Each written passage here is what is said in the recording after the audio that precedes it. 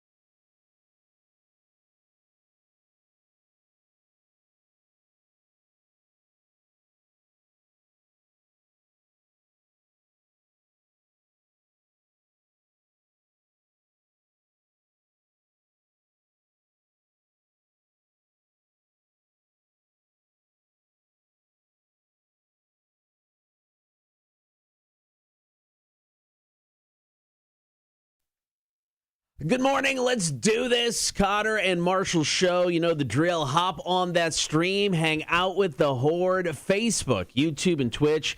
You can watch the show each and every morning. While you're there, give us a like, follow, and subscribe. And, of course, you can always listen to the show. Download the app for free. Get us on your in-home smart speaker. Check us out at rock1061.com. 0-2 on the way.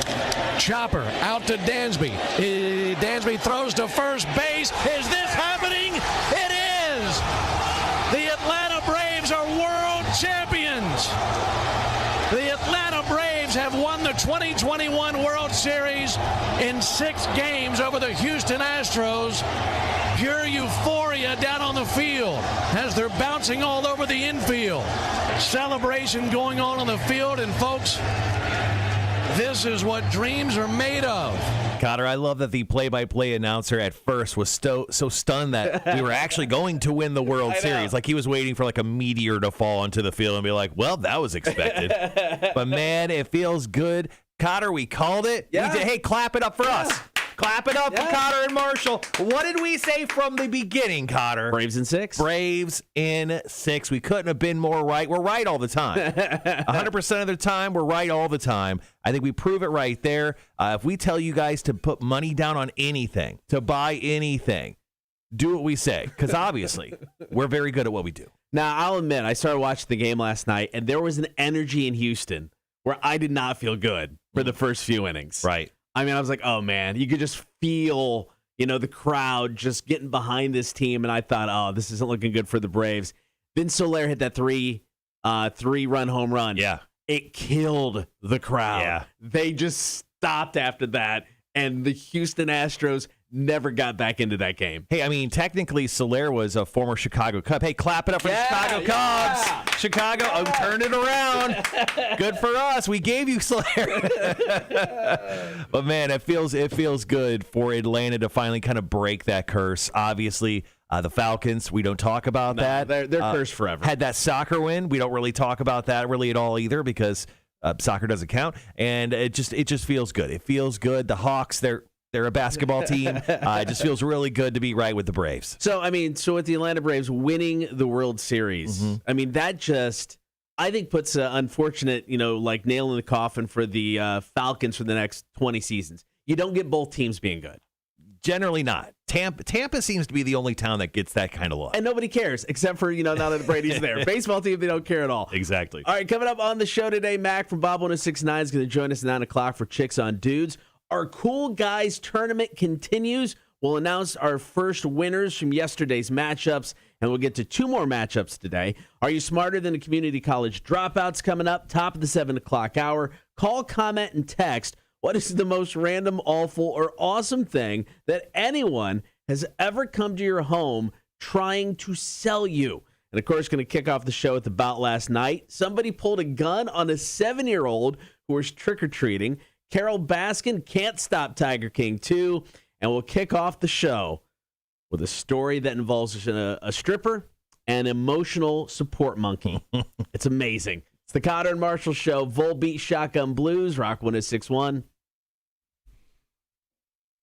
Yes, it is amazing. All right, just getting stuff ready for our call-in. Got to put that together real quick while we have a second. Tony, not putting down money on 90% of what you say. Hey. We do pretty well. Good morning, Wanda, Tony, Holly. Have you counted up the votes from our Heather. stuff? Oh, yeah, it was a pretty obvious. Did our ones win? I'm guessing. Yeah. Okay. Yeah. It was a runaway. Guy Fieri got a couple votes. Stephen Colbert got made fun of. That effing snowflake. So. Oh, really? We got the snowflake talk. There Come are on. a couple of those. So, it was a runaway. I think today's matchups could be a little closer. I think there's some chances everybody will get votes on this one. But Guy Fieri got a couple votes. But it was a runaway. Number ones. Easy wins.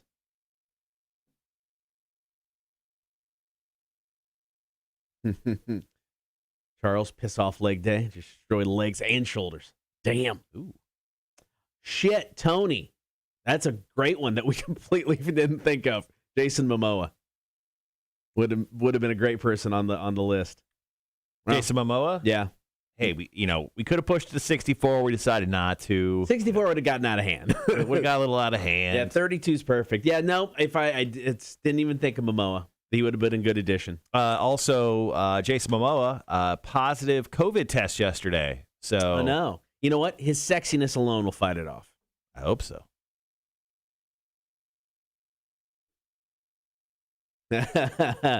Charles, that was mine. I'll own it. I got no issue with it, man. Stephen Colbert, the Colbert Report was a fantastic show. I think he's kind of a fun guy. Lord of the Rings fan. Nerding out. So I got no issue with him being on the list. But he got his ass kicked, so there you go. You snowflake. All right, got about 90-ish seconds. Once again, getting into story number 1. All right, sorry, just wanted to get that together so I didn't have to do it later on. This is the story Marshall brought up yesterday on the stream. Good old pole assassin. Ugh. I mean, I looked into it, and obviously, because I do my research. Yeah. I had to look into pole assassin, who she was as a person, check out some of her work. She's obviously appeared on Jerry Springer, so you know she's the top of her game. She's an amazing woman.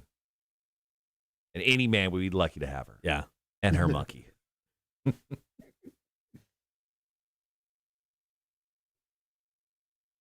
I did not get to watch, sadly, the Braves game last night. I watched some. Yeah, I didn't watch much. No, I didn't see the end. I went to bed about 10 o'clock. So what were they, 5th inning maybe? I don't know. I think it was still 3-0 when I went to bed. Mm-hmm. So yeah, I wanted to stay up. Somebody brought up a good point. Was it somebody commented on a Barstool or something about how the World Series games are just too late? Start them at 7 o'clock. Yeah, I kind of agree. Yeah, I mean, they start them at 8 o'clock. 8 o'clock Eastern time at least. Yeah. Even if I wasn't getting up at 3, you're looking at 11, 11:30, 12 o'clock, Ugh. Yeah. All right, guys, be right back.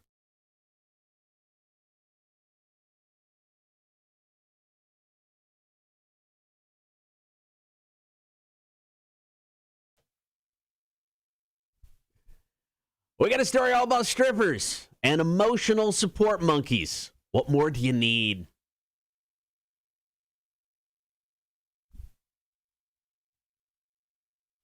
Story number 1 about last night. This one's just got everything you want in a story.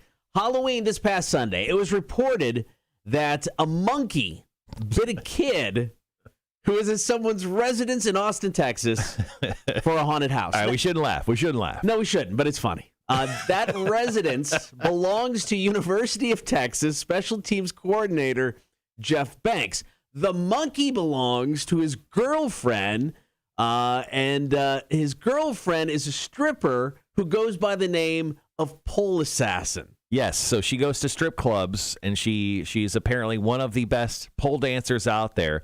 But sometimes she brings her monkey along, and I'm not kidding. She'll take her monkey into the strip club, and she's won many competitions for her dancing prowess with her monkey. Now, I don't know a lot about emotional support animals, but aren't they pretty much you don't touch them, you don't do anything, they're there for your emotional support?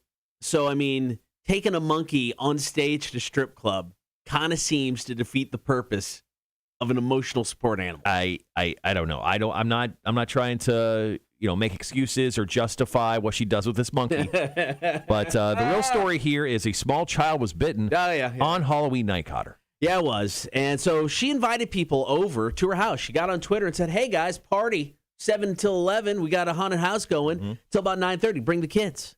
So a kid got bit by her monkey. Now, here's the thing. Here's the thing. The monkey was put away in its cage. Right. And its cage was nowhere near where anybody was supposed to be. It was like an off-limits area at the house. So this kid, had to trek through a door, around a corner, get to the cage, and then had to stick its hand in the cage in order to get bit. And I don't think any charges have been brought up. No complaints have been made to the police department, and the police department actually made a kind of a comment on this, saying, well, we haven't heard anything, so we can't press any charges against anyone, so everything's cool, guys. But it hasn't stopped Pole Assassin from just defending her monkey, who goes by the name of Gia. Here's the gate that every child and parent was told to turn around at when they got to. It was closed and blocked off with balloons. This is how far the kid went in my backyard without permission, all the way over here to where my animals live. And watch this. I don't even play when it comes to my animals, and I know all the legal rules on them. Do not enter emotional support animal, no touching. How could she viciously bite someone if they don't stick their hand in there where it don't belong? This is her home and her home only. Cotter, I'm kind of on Pole Assassin's side. I'm totally on Pole Assassin's side because if you look at, the cage in this video is a huge cage. And, the monkey is like in the back part of the cage. So this kid had to reach a hand or an arm in the cage and kind of torment the pet monkey Gia. Yeah, so once again, this kid had to probably go through 2 gates, according to the video that Gia showed us, Pole Assassin showed us of poor little Gia. Had to go through 2 gates and then stick his entire arm into this cage to get bit. So, it's kind of on the kid now. I think that's why there's no criminal complaints being thrown out there, because the parents are like, my kid's crazy. I don't know why. Loves monkeys. Apologize for that. And I don't think it's become a thing because of that. Now, Pole Assassin, obviously all over social media about it. No comment from Jeff Banks, the special teams coordinator of University of Texas. No comment from University of Texas. Yeah. I'm guessing they're just going to kind of keep quiet on this whole thing. I don't think they need to make an official statement, but the story's so good. We live in a world where this exists, and I feel really good. The Braves 1-6. Yep. And we have this. We're having a good week, guys. All right, it gets even better because Tiger King 2 is coming, though Carol Baskin tried to stop it. Details next. Cotter and Marshall Show, Rock 106.1. That bitch. I don't know if you saw this comment from Wanda earlier. Wanda said, I tried watching Midnight Mass last night, but I ate an edible. Things did not end well. I woke up with a ripped nail and also ripped all my diabetic stuff off of me. Tony goes, damn, Wanda, you okay over there? Oh, that's funny. That's funny. When the monkey misbehaves, how does she punish it? She beats it. Whoa, hey. What? No? What puts monkey in the corner? Nobody puts monkey in the corner. Sounds like something, Andrew, sounds like something Cotter would do. Kind of help but touch his monkey. He has problems. Is it a problem? I don't think so. It is if you see the condition the monkey's in. It's all discolored, beaten down. That's just years of abuse. That's all that means. Years of abuse. Oh, yeah. So, Cotter, in one of our fantasy football leagues, you and I are playing again this week. Oh, okay. So it's in the DeMarshall League. Okay. You've got one guy on COVID. You also have a wide receiver. This year has been a garbage year for me. Yeah. I apologize to everybody in both leagues I'm playing because it's just I'm obviously distracted. No shit. But not distracted enough to beat my wife last week, where you won by 1.5 points. Yeah, I did. And she was the number one team in the league. Suck it. She ain't no more. Yeah. No, this year's I could just throw this season away in both leagues. All right. Obviously, fun little show today. We got Chicks on Dudes later with Mac. Got some great questions. Very excited to talk to her. Also, our Cool Guy Tournament continues on. If you have not seen, as I say that, let me pause for time. Where the fuck is it? If you have not seen the full tournament bracket, we currently have it up at rock1061.com. I am going to drop the link just to make it a little bit easier for you guys to check out. But just in case you have not seen the full Cool Guy Tournament, there is the link. I just dropped it into the chat. We'll update that daily, but we'll talk about, obviously, the tournaments right around 8 o'clock today. We'll put up the next two matchups. What are the next two matchups? The next two are our number 2 versus 15 seeds. So we've got Dave Grohl, number 2 seed, taking on Seth Rogen, number 15. Then the other side of the bracket, Keanu Reeves, our number 2 seed, taking on John C. Reilly at 15. I love John C. Reilly. I do too. You know what? It's like the dude can do anything. I don't think I'm overstating one of the best actors of this generation. Wow. I mean, but look what he can do. I mean, he can do everything from Step Brothers, and then he can turn around and do stuff like Gangs of New York. You know, he can be funny, and then he can turn around and do the drama stuff as well. I mean, I think he's an amazing actor. That's a bold take, saying John C. Reilly is one of the best actors of this generation. Stand by it. Ooh. I mean, look at it like this. That's one of those takes that gets you run out of town. And thank God we're getting you run out of town. I'm not saying, and I'm not calling Leonardo DiCaprio a bad actor by any means, but he's Leonardo DiCaprio in almost every movie he does. You know what I mean?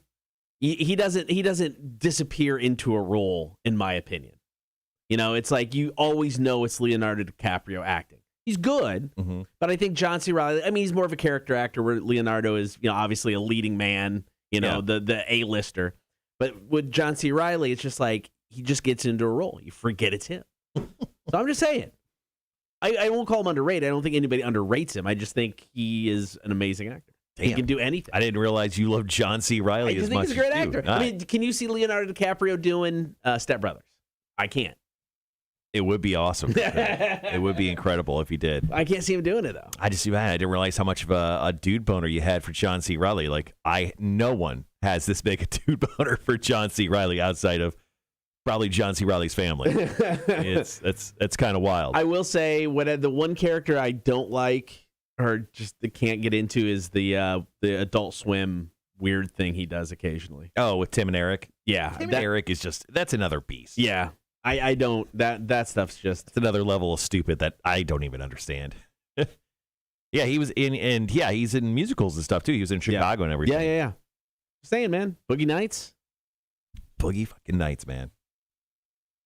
What an epic movie. It really is. Who did that? Paul Thomas Anderson? Has he really done anything since? I mean, not since, but recently. He did the I Will Drink Your Milkshake movie with what's his nuts? Who is the greatest actor of this generation? Phantom Thread with also what's his face? Daniel Day-Lewis, that's his name. Sorry. It is early in the morning. Cotter's doing a lot of, that thing and with that person. Daniel Day-Lewis. Let's see. He's done Boogie Nights. Yep. Let's see. Magnolia. Everyone loves Magnolia. I forgot he did Punch Drunk Love. Huh. He's doing he did a new film called Licorice Pizza. Never heard of that one. What a weird guy. Yeah. Phantom Thread, Inherent Vice. Charles says he loved John C. Reilly in Skull Island. Skull Island was actually a pretty decent movie. I wasn't mad at that one at all. Yeah, I like that. It was fun. Juana says, the house buying has me stressed. Got to go there today so they can inspect the septic tank. My father-in-law accidentally messed up our shower here, so now the whole thing is being replaced. That sucks. Yikes. Got his head on Wanda's edibles. Not this morning. Maybe you should. All right, guys, coming up next, I got a story, on a kind of a follow-up, kind of talked about on the stream yesterday, but with Carol Baskin talking about Tiger King 2. It's more of an update from what I was talking about on the stream yesterday. So we'll get to that coming up next. I got about 2:20. Cool. It is top 5 day. Obviously, we won't get to those until around 8 o'clock, but be thinking of your top 5. I'm trying to think, what the hell did I do last night? Oh, last night, so Monday night, Nicole and I went and bought her car, so I spent most of the night obviously doing that. So caught up with my buddy from New York, played some video games last night, and then we've been kind of jamming through Lock and Key Season 2, which, did you know they already filmed Season 3? Oh, I didn't. Yeah, so I thought I heard someone say that, so I looked it up last night. Lock and Key Season 3 has already been filmed. Oh, cool. They filmed it in May of this past year, and they're talking about Netflix loves the show so much. It was already like pretty much auto-renewed for Season 3 the moment they finished Season 1. So they did 2 and 3, and it's supposed to come out possibly summer of next year. Oh, wow. So it's supposed to be kind of a quicker turnaround, less than a year for Season 3 of that show. What do you think of Season 2 so far? I'm 3.5 episodes in. It's great. Yeah. I love it. Yeah, I thought it was really good. Are you finished watching Season 2? We got a couple more episodes to go. Yeah. Oh, man. Yeah, but I just kind of did that last night. Got a little workout in. I did get a workout in. Charles, you'd be proud of me. Hit the bands, baby. Cool. Hit those 35-pound bands for a little bit. I got home, took the dog for a walk, napped, and then started packing the books in the upstairs library-ish room of our house. I think packing books whenever you move really makes you second guess owning books. They're all the kids' books, which obviously they're not, full-time residents of our house anymore. So I don't think we'll get rid of them, but yes, 100%, I can confirm it made me second guess buying crap tons of books for my kids over the years. All right, guys, got about 15. I'll be right back.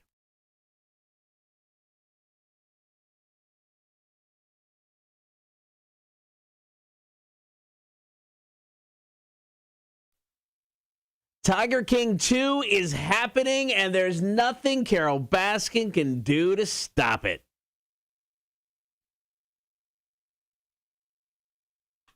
Story number 2 about last night. The trailer for Tiger King Season 2 dropped last week, and it is as badass crazy as you would expect it to be. Yeah, it's really leaning into what Tiger King 1 became. But I can't wait. November 17th. Everyone mark it on their calendars. If you watch the original Tiger King, which everyone did during the pandemic, this is our time. I'm excited. Now, Carol Baskin is in the second season, but she didn't technically participate. And she, in fact, told one of the producers before they started filming the second season just to lose her number. Mm-hmm. However, producers had enough leftover footage from season 1. They're able to include her husband, and her big cat rescue park. Right. So they're all in there. But she didn't like it. So she took them to court trying to get them to stop season 2 from airing. Yeah, well, that didn't exactly go to plan because a judge has decided, it's fine. Netflix can just continue on with what they're doing. So according to the judge, which is Virginia M. Hernandez Covington, always love a judge with a good 4 names, don't you, Cotter? It's a little excessive, but sure, why not? Go for it. Said, while the court understands the Baskins' frustration, it does not appear that inclusion of defendant's footage of the Baskins will cause any immediate harm that cannot be compensated with monetary damages. Importantly, the court merely finds the Baskins are not entitled to the extraordinary remedy of a temporary restraining order, which would be entered before defendants have had an adequate opportunity to respond. It'll be interesting to see how they use this footage, because obviously they want to continue the story. They want to give us updates as to how, everybody's doing, where everybody's currently at, but they can't do that with Carol Baskin. So I don't know. I mean, it's out there that she didn't participate. So I don't think they can use it in a misleading way to where it looks like she did. So, I mean, are they just going to use her to reinforce, stories? Because, I mean, there's the whole, if you watch the trailer, there's the whole thing about her ex-husband who, she may or may not have allegedly killed, was involved with, gangs in, Mexico or Colombia or something? Something like that. I mean, it's getting crazy out of hand. They're just going to lean into making Carol Baskin the villain, and she is just going to freak out more and more when this thing comes out, which is great for her because everyone's going to feel bad for her and donate to her big cat rescue down in Tampa.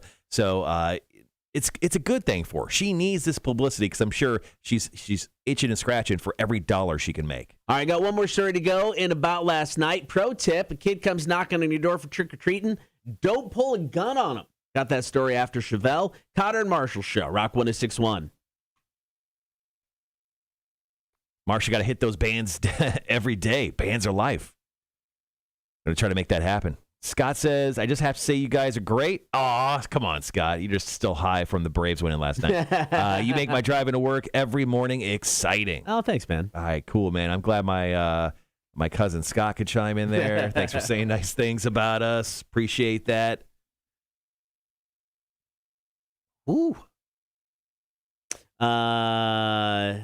Charles, to answer your question, or not really a question, I still can't figure out how y'all have this time to watch shows. We don't own our own business. No, yeah, we don't. That's true. We work for a business. Yeah, I think that's probably it right there. And if it means anything, the only time I watch TV is between, let's see, I would say Monday through Thursday. Actually, not even Thursday. Monday through Wednesday, I watch TV between 7 and 10. And then on Sundays, I pretty much watch TV all day. And it's between football and TV shows. Yeah. I'm not committing a lot of time to television, trust me. Not as much as I used to. Jesus Christ. I think I watched TV 3 times as much, when I had a lot of extra time on my hands.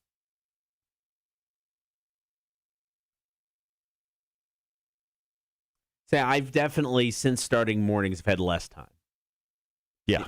I mean, there is no doubt about that. There's definitely more hours in the day that's focused on work since March. Mm-hmm. Wanda says, just kind of the weeks down, the only thing I'm absolutely bummed about is I'm canceling our trip home for Thanksgiving. You know what? Sometimes that's good. Spend a little at-home Thanksgiving with just the immediate family. More to Jeff. Hey, Jeff. Andrew says, I still have not watched Tiger King or know anything about it. Andrew, honestly, watch Tiger King. You'll love it. You'll love it.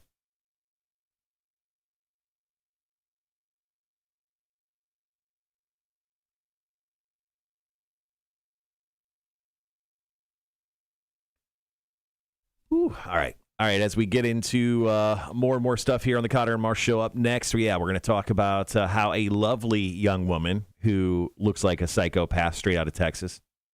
Funny enough, she's going to probably live in the same area that you're going to be moving to. Oh, no. Buda is where this happened. Mm-hmm. Buda is one of the spots we're looking to move to. Oh, no, I wasn't joking. I actually looked in to see where Buda was or whatever. Yeah. No, it's because Austin is stupid expensive, so I don't think we'll live within the city. Buda was definitely one of the options. Can't wait to so there's that. See you there. Yeah. So there's an ice cream brand called Salt and Straw, and is now selling a new line of Thanksgiving flavors, and that includes one made with real turkey. Flavors called caramelized turkey and cranberry sauce. It's got turkey bacon mixed into it, so it's not just chunks of turkey. And other ingredients include cranberry sauce, thyme, and ground pepper. It's one of 5 Thanksgiving flavors they're selling as part of their Friendsgiving series. Where can you get this? Saltandstraw.com. You can get a variety pack of all 5 flavors, It's $65 plus shipping. So the other 4 flavors are house rolls with salted buttercream, sweet potato pie with double baked almond streusel, pumpkin and ginger snap pie, and candied walnut cheesecake. Interesting. So there you go. It's called the Friendsgiving series.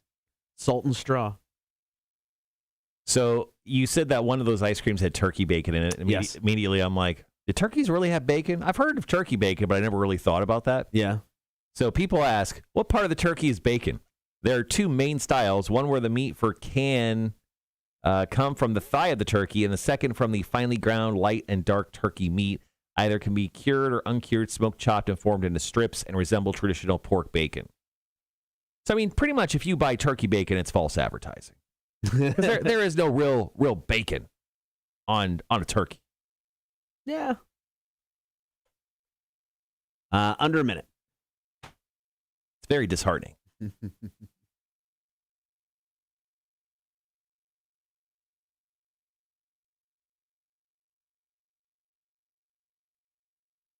All right, coming up at the top of the 7 o'clock hour today, guys. Also, we are going to be doing our question of the day. What is the most random, awful, or awesome thing that anyone has ever come to your house trying to sell you?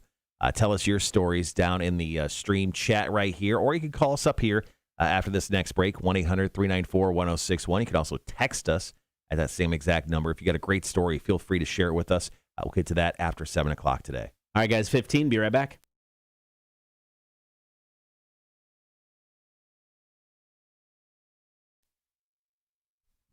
A 7-year-old gets a gun pulled on them while trick-or-treating in Texas. Got that story coming up.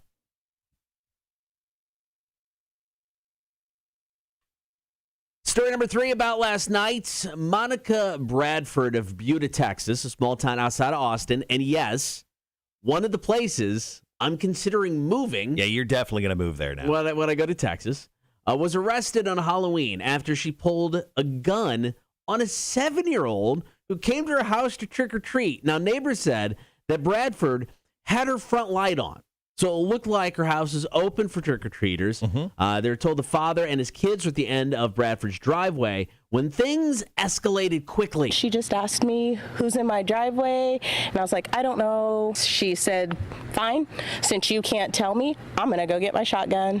Went back inside and came back out, and that's when one of the parents of the kids called the police. Yeah. On Halloween night, did you not know it was Halloween? Well, what is going on with you? I mean, the rules for Halloween are pretty simple. Right. Light on, candy. Light off, leave me alone. May get egged, but leave me alone. This is crazy. So once again, 35-year-old Monica Bradford. I saw the photo, the mugshot. The mugshots. Yeah. She looks like she deserves to belong in jail for a while. She looked a little disgruntled, maybe a little frumpy at that exact moment. Not a great shot, but she definitely belongs in jail if she pulled a shotgun on a 7-year-old. Yeah, the whole thing was really weird. Obviously, the police were able to, get everything de-escalated peacefully, though guns were drawn. Neighbors were told they, couldn't come up their own street because of everything going on. There was a gun incident. She's been charged with aggravated assault with a deadly weapon. Bond was set at $10,000. She has posted bond, and she's expected to go to court eventually. I don't know. Maybe she'll move out of Buda. The house will open up, and I just buy her house. maybe that's where this is all headed. With a woman like this and the way she reacts, what kind of house do you think she's living in, Cotter? It could be a double wide. Yeah. Maybe a single wide at best. You're hoping for the best. Also, we didn't take into consideration what was that kid dressed up as. Oh, that is. Yeah, maybe he was very intimidating. A 7-year-old kid? Maybe it's intimidating. He could be intimidating. Could have had a fake gun on him. That's why she pulled immediately after. I don't know. Yeah, I'm just trying to throw it out there, trying to get the facts. All right. Halloween is done. Thanksgiving's not here yet, but the Christmas season is right around the corner, which includes holiday music. Mm-hmm. And there's a bar in Dallas trying to shut it down when it comes to Mariah Carey. Got details next. Cotter and Marshall Show, Rock 106.1. Freaking Mariah Carey, man. Scott says my daughter bought ground turkey for me to make burgers out of. Worst thing I have ever tasted. Ooh. I'm mad at ground turkey. Ground turkey is just like, I'm okay with that. Like when it comes to like making burgers and stuff, you got to season the literal hell out of it. Yeah. Put some cheese on it. Throw a sliced tomato. Some grilled onions, maybe. I mean, you have to pound it with so much other stuff that you don't have to worry about not being able to taste the meat. Yeah. Also, Scott says, you guys have a great day. Keep up the good work entertaining people. Appreciate that, buddy. Thanks, man. Also, today on the show, we're going to get to Wheel of Florida, which I'm very excited about. And Hefe, the new music beta fish, will make an appearance. Actually, I got Hefe already set up. Where's Hefe today? Probably just hiding back there near his little thing. I can't talk today either. What the fuck's wrong with me? Jesus Christ.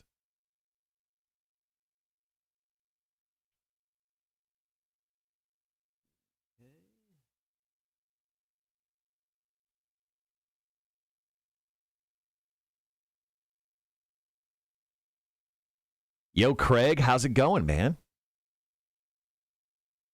What's up, Craig?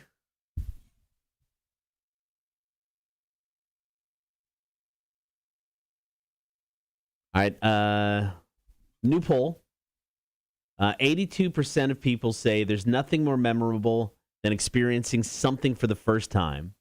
71% of people wish they could relive some of their favorite firsts. So the top 10 are first job. How is that on this list? Let alone, I don't know if that's number one. Number two is first love, first kiss, first pet, first car, first concert, first best friend, first home on your own, first international trip, and first night after your 21st birthday. Any of those you want to relive? First night after my 21st birthday? Yeah. The epic hangover that you get? That's what it says. No, I'm good. I'm good. I don't want to relive any of that stuff, man. I'm good. I've done it. I'm good. I've got the memories. Let's go. Also on this list, but out of the top 10, first cell phone. Don't care. First computer. First day of college. Nope. And first time voting. I don't need to relive any of the firsts. I'm good. Do you remember your first concert? I mean, like legit, not like, hey, I'm 17, 18, I'm going to a metal show. Do you remember like the first concert you went to? Yeah, absolutely. Yeah. I remember all of it. It's incredible. So my first concert, I was in, where was I? I was visiting family in Wenatchee, Washington, which is about 2 hours south of Seattle. Right. Southwest, I think. And I went to the Gorge, which is one of the most famous amphitheaters in America. It's beautiful. Yeah. So it's in this mountainous setting, and they have a stage like on the edge of this cliff, and behind it's this huge, like amazing backdrop of mountains. And it's beautiful when sunset happens and everything. And I went there, and I saw the Nickelodeon All That touring show that included Monica and the one and only 98 Degrees. That was my first show ever. Yeah, I saw 98 Degrees. They came out of tubes out of the stage, blew my mind. Yeah. So it's Nick Lachey? Yeah, Nick Lachey was in the Bay. Yeah, Nick Lachey, let's go, dude. 98 Degrees was my first show ever. My very first one was the grand opening of the Peoria Civic Center. I was waiting for you to say the Grand Ole Opry. Kenny Rogers, who could have been at the Grand Ole Opry. Okay. Kenny Rogers is the headliner. There was a comedian at first, and then it was the Gatlin Brothers. Sure, they sound awesome. Gospel country group. And then, Kenny Rogers was the headliner. And I remember I went with my mom and dad. We brought in like a cassette recorder. And you son of a bitch. No, nobody, we just carried it in. Nobody gave a crap. And we recorded the show on a cassette. Yeah. Does that recording exist anymore? I don't know. My dad keeps everything. It wouldn't surprise me if he still had it. Still in the garage, somewhere 7 boxes deep. But Kenny Rogers. It was in the round. Oh, they were in the middle. Yeah. Interesting. All right. And how old were you? I have no idea. Under 10, probably. I mean, I'm guessing the Civic Center opened in the early 80s. Damn.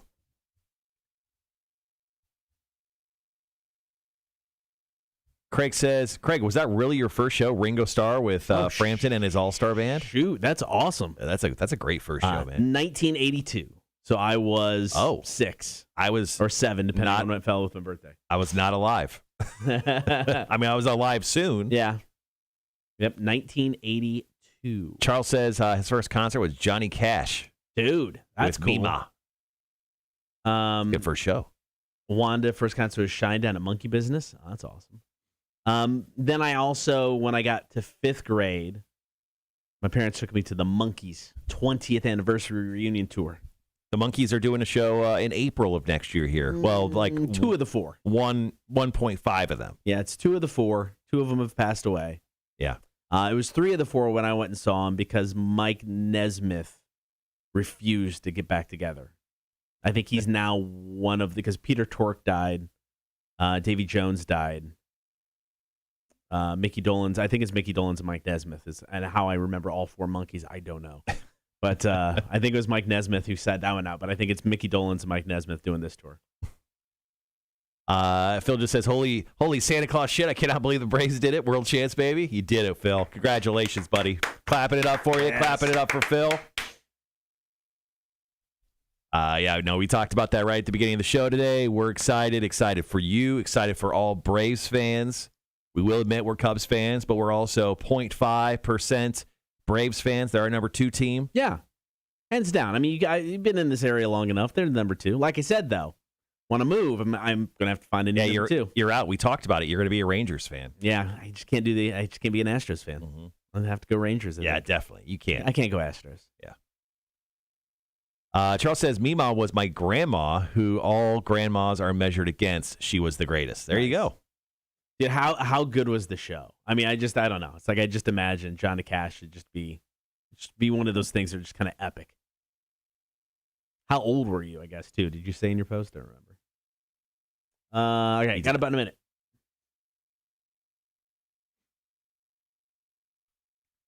All right, going to come back on and talk about, obviously, Christmas hit way early this year. Christmas really started when I walked into Lowe's, and they had the largest Christmas selection I've ever seen any store have. It was stupid.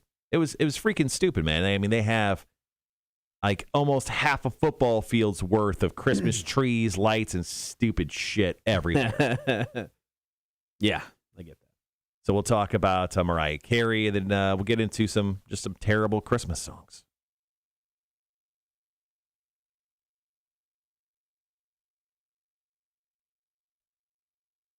All right, guys, be right back.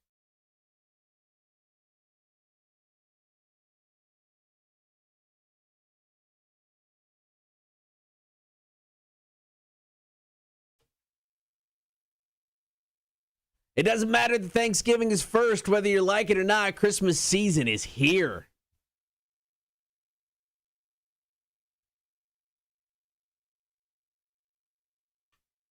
We talked about it quite a bit, especially during Halloween season. It never really felt like the stores got into Halloween season all that much. I mean, maybe they didn't make enough Halloween stuff this year and it went to other cities, or I don't know what the deal is, but it's always just, it's sad. Like in the Marshall household, I took down my Halloween stuff and a small single tear fell down my cheek. I don't love it. I don't love it at all. But with Christmas season, of course, brings Christmas songs. And one of the most played songs this time of year, of course, belongs to Mariah Carey.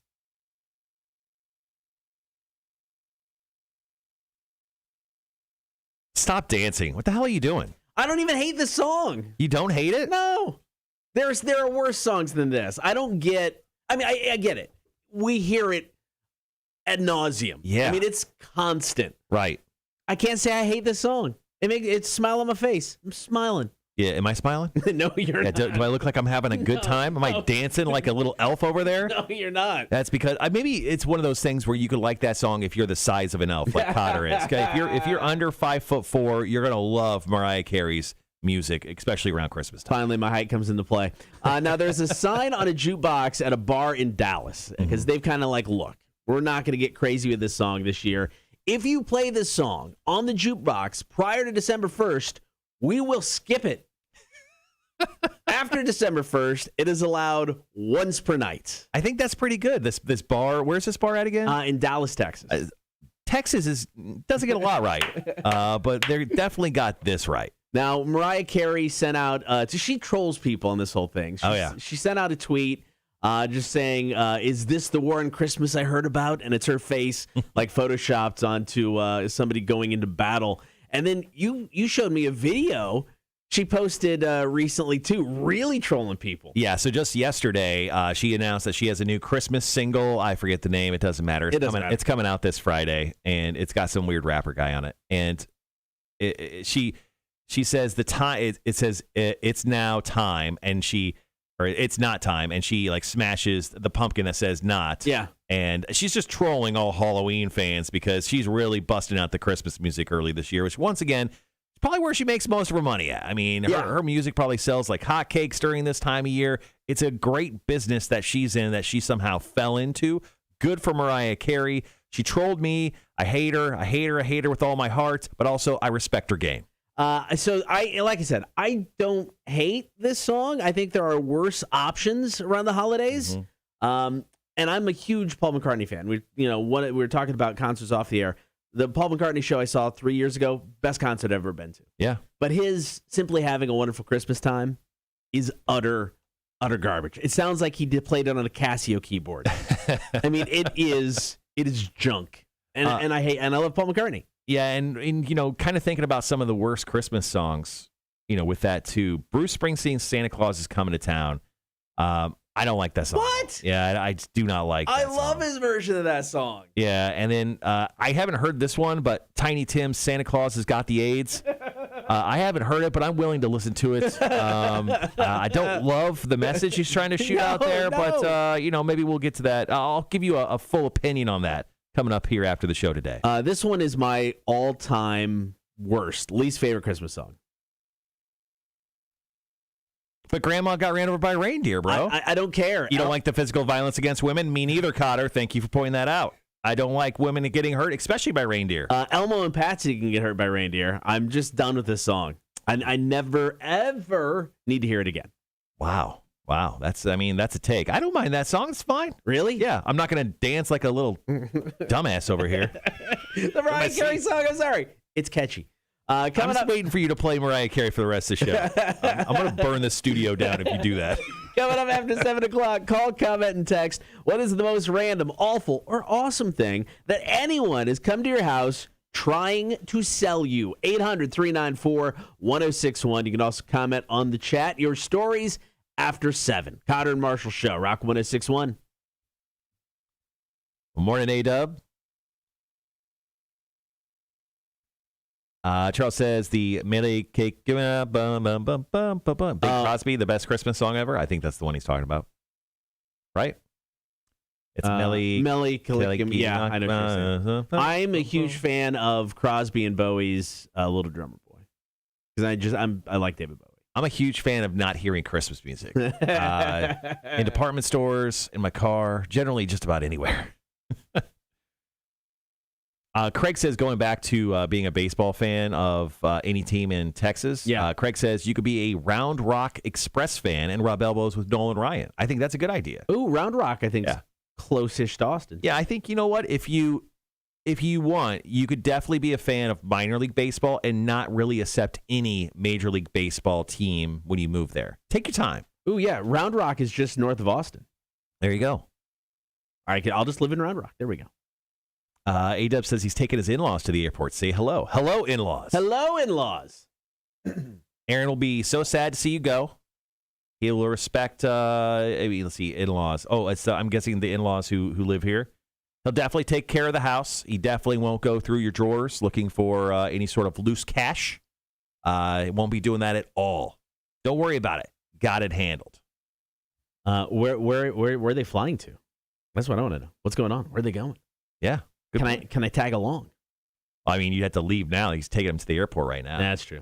Yeah, and they're not flying private. It's not like it's a private jet situation. So you have to sit in the airport. Yeah, that's okay. I'll still tag along. Yeah. Also, I guess it depends on the destination. Craig S. It is right outside of Austin, down 35. Cool. All right, guys. Once again, question of the day. What is the most random, awful, or awesome thing that anyone has ever come to your house trying to sell you? Go ahead and drop in your stories right here on the chat. Yes, Rhett, good morning, and go Braves. Can't believe they won. Golf and family. There you go. Awesome. Well, have a good time, Aaron's in-laws.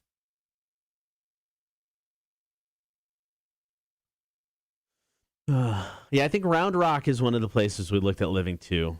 You got Round Rock, Pflugerville. I mean, just based upon name, you want to live in Round Rock. Yeah, I agree. But also, if they have the baseball team there, that's pretty cool. That'd be kind of cool. I didn't know that Go was to a baseball thing. games? Yeah. Mac, hey, real quick, did the Braves win last night? I feel like this is a trap question. Yeah, Mac, of course they won. Are you kidding me? Duh.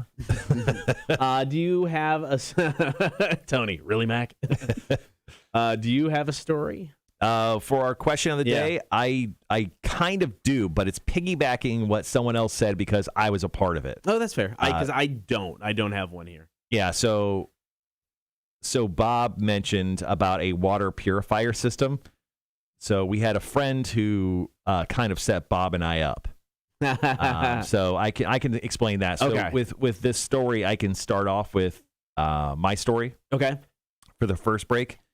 And then this may be a 2-breaker. Yeah. But you could probably do 1 or 2 after that, and then we'll come into the second break with whatever we have left and kind of run with that. Yeah.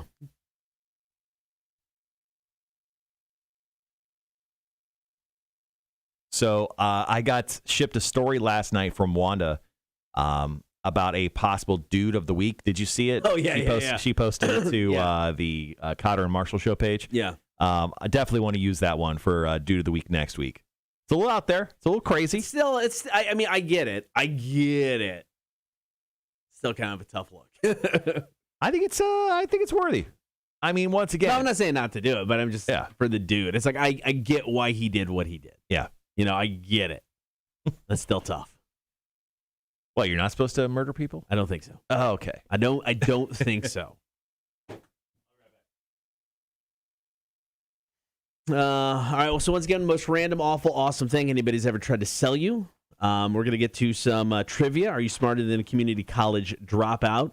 Our Cool Guys tournament continues. We have our winners and our round 1 matchups. Obviously, our number 1 seeds pretty much blew everybody away. Ryan Reynolds, Robert Downey Jr. for the win. So we'll announce those on the air, and we'll come up with announce our next matchups that go up today around 7:30. Hefe 2's picking from Daughtry. Changes are coming for Ice Nine Kills, their song Rainy Day. They got a new album out that every song, and it's the second album in a row they've done this, every song is inspired by a horror movie. Because I guess the guys in Ice Nine Kills are just massive horror movie fans. Okay. So, I mean, they'll dress up as horror movie guys, like villains and monsters, and for their shows. It's kind of the thing they do. Sorry, I was wearing technically 2 hoodies, and it was just one too many. So I had to lose the top hoodie. So Brian Laundrie, nothing too massive here, but it said all the hunting for Brian Laundrie is probably for nothing.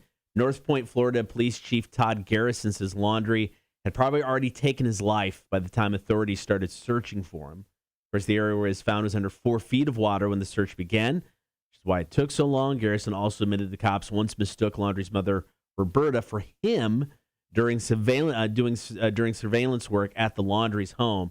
But he added, quote, "I stand behind my team." Wow. Whoops. So, well, there's that going on. Yes, Bob, Georgia did not blow it. We do have World Series champions. It feels good because the Braves were in like the worst division in baseball. They had like the lowest win total, I think, going into the playoffs of any playoff team, but they were the hottest and they kept it going, man. They did. And Jorge Soler, I mean, MVP of the World Series. Yep. And, former Cub. So I still pat ourselves on the back for Cotter and I willing to trade Jorge Soler Because the Cubs actually traded Jorge before their World Series. Okay. So he wasn't even a part of it. They traded him to the Royals the year before. So we motivated Jorge to win the World Series by denying him one with Chicago. There you go. And just within a short 6-year time period, we got him motivated, had him join the Braves personally. Cotter and I had Jorge. We signed him personally to the Braves. Made calls. Yep, made calls. Personal calls. Favor calls. And, we got it going for him. And he delivered. So congratulations, Atlanta. We had a lot to do with it. We've got about 7 minutes. Max says, real talk, though, Braves World Series champs had a big chance the Bulldogs will win national championship. So, big year for Georgia teams. Once again, pushing the Falcons back another 3 decades. No, once again. You only get so much goodness here. Did Mac just jinx the Bulldogs? Probably, and probably intentionally. Yeah, because she's a Bama fan. Yeah, people, Bulldogs fans on this stream, Mac is against you. Yeah, what did Mac just do? I would never say that, Mac. Are you kidding me? Bob says I need to get some Ghost Pirates gear, too. Yep. Ooh, my hat's on the way. Yeah, I think Mac ordered a shirt. I think Jake ordered something. I think everyone in the office got some Ghost Pirate stuff already. Let's see. We're excited. Bob, maybe I'll take you to a game. See if I can track my shipment yet. What'd you say? Exactly.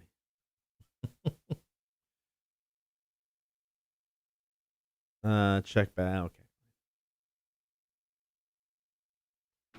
Surprised you could read that without your glasses, old man. I've got the screen size jacked up a few. It's fine. I'm not lying. I do.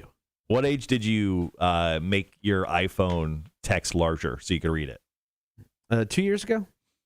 43? Yeah. Okay. It's been. It was a game changer. And it's not. And I left room to grow.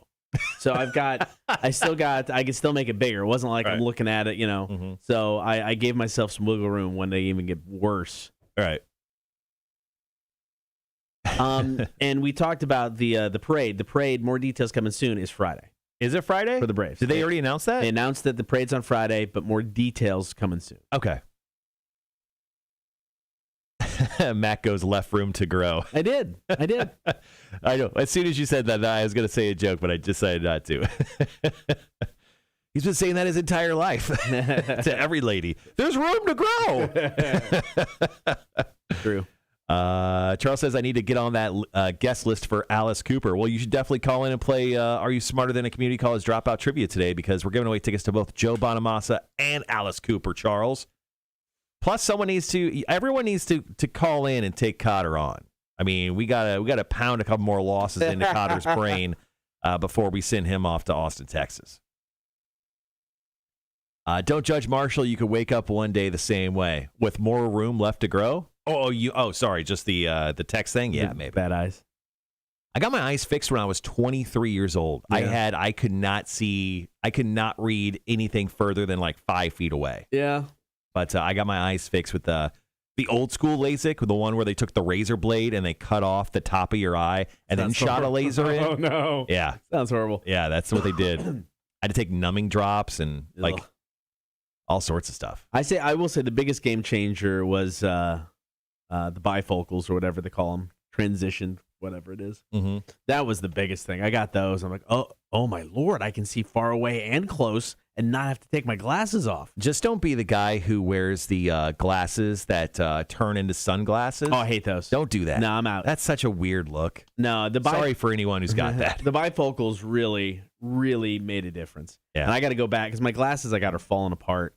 So I got like 3 weeks to try to get an appointment in and see if I can get some new ones. Just put some tape around them. Yeah. It's a good look. Yeah. All right, guys, coming into our question of the day. Our question of the day, once again, is what is the most random, awful, or awesome thing that anyone has ever come to your house trying to sell you? We're going to tell you, and actually we're going to tell you your stories, and we'll tell you ours, coming up here in about 3 minutes or so. So speaking of, Cotter, what are we doing here on this break so I can... You're going to do yours, which ties into Bob's, right? I'm going to tell my story that ties into Bob's because it kind of happened to both of us at the same time. So I'm going to get into that story, and then what do you want to do afterwards? I do have one from the stream from Charles that I can do. Okay. I can read one of these and just kind of, I don't have a full-on story, but I can just comment on the process of people coming door to door. And then we could probably take a break with our first one. So I'll mention one of these here.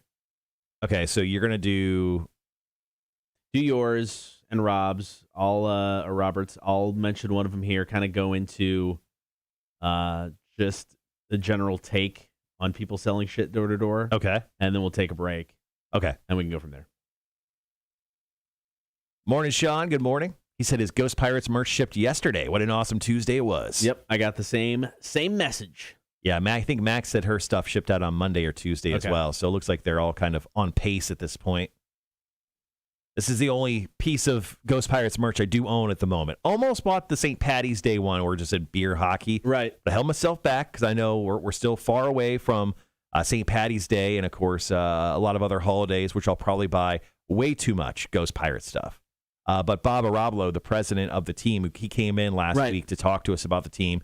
He dropped us off like polos, like black polos with a little ghost, little figure guy on it. So I've got one of those as well. So if I ever want to look official, like if I want to put that on and walk in somewhere and be like, yeah, I'm a member of the Savannah Ghost Pirates. I'll be taking that table. Sir, you don't have reservations. I'll be taking that table. Sir, who are you? I'm hockey player. That legit? Yeah. All right, we got about a minute. So with my wife and I buying her car just the other day, there's still people trying to reach out to me, like car salesmen, say, hey, we still got cars and everything. And now I have to start the process of telling them all not to contact me anymore. Yeah. It's like I'm breaking up with 17 car salesmen at the same time. It's going to be a rough week for some people out there. I get that. Not me. I'm having a great week. Sean says, those polos are great. I like them. Are they lightweight? Could I wear it golfing? I don't know. Actually, I think we still have one in the office.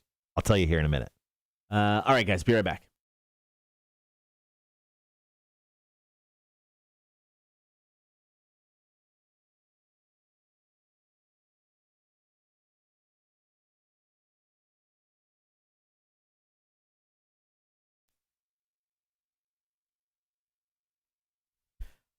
What is the most random, awful, or awesome thing anyone has ever come to your house trying to sell you? Taking your calls, comments, and texts.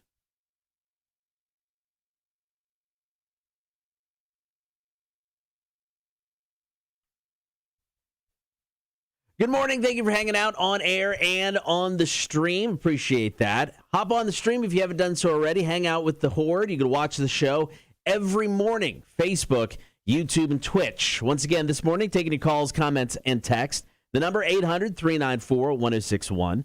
What is the most random, awful, or awesome thing that anyone has ever come to your house trying to sell you? So my story actually correlates with listener Bob Cavino, and he actually just dropped a more detailed story into the chat. So let's just tell his story, and I'll tell you how I feel about how it affected me. So once again, our question of the day is, what is the most random, awful, or awesome thing that someone has ever come to your house to try to sell you? Bob says this. So with mine, I got a letter where you could get a free gift card for gas if you got information for water purification systems. I just thought someone would call. So they asked when they could discuss it, and I told them, no idea they would actually show up to my house.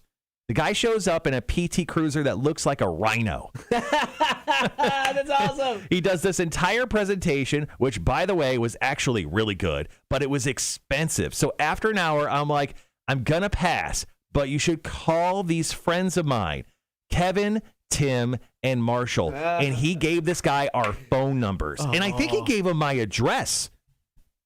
Yeah. So Bob, and then like nonchalantly, I'm pretty sure Bob like showed up like a day later, and he was like lifting weights with us. He's like, "Hey, what's up, fellas? How you doing?" I'm like, "Hey, Bob, how's everything going?" He's like, "Oh, yeah, I had some guy at the house yesterday. Wouldn't shut up about water for purification system. So to get him out, I gave him your number." And then he goes, and then I gave him your number. And then wait, I gave him your number. And I'm like, you son of a bitch. Are you kidding me right now? And like all three of us, we could not believe it. It was like, no, you didn't. You're like boys being boys, lifting weights, having a good time, high-fiving each other, sweating it out. He's like, no, I actually did that. I needed to get him out of my house. And I'm like, I'm going to burn your house. Are you kidding me right now? And we lost our mind on him. I think he left shortly afterwards. But unbelievable, this Bob Covino guy. I've said it since the beginning. I still like him, but even after that, but that was tough to take. Did you get a call from the water purification? I don't remember. Guy? I may have just like completely, I saw any numbers over the next like month and I just denied them immediately. But no, I don't remember ever hearing from the gentleman. All right, once again, what is the most random, awful, or awesome thing anyone has ever tried to come to your house to sell you? Now, Jeremy just said, hey, I've gotten 3 different companies trying to sell me solar panels. And that's kind of the thing. It's like I haven't had anything that stood out. It's just the whole process of it. Mm-hmm. So it's like I've got Comcast right now, So in the past I had AT&T, and then AT&T would come out, even though I already got their service, and try to sell me their service. Right. Like, do you not do any sort of research and look it up? So my biggest complaint about this whole thing, I get it. They're just coming to your house trying to do their job. They won't leave. The answer is obviously no. Mm-hmm. I've come to the door holding my dog, and you'll just stand there and continue to talk to me for 5 to 10 minutes. I've gotten to the point now that I open the door with my dog, I stand there and I stare at them, I let them do their spiel, I go, no thank you, and I shut the door.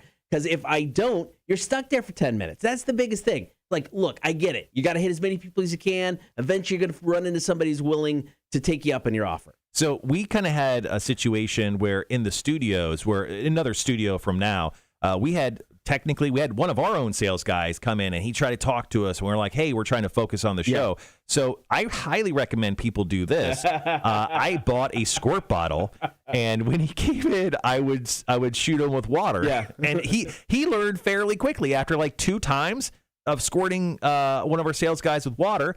He stopped coming in while we were on the air. That's true. And it worked. So I highly recommend, if anyone in the future has a sales guy come to their house, maybe shoot it with like a water bottle. Like keep one around for your cat and then keep one around for salespeople. What is the most random, awful, or awesome thing anybody's ever come to your house trying to sell you? Get those stories to us now. You can comment on the chat. You can send us a text or give us a call. 800-394-1061. Here's Fozzy. It's Sane. Cotter and Marshall Show. Rock 1061.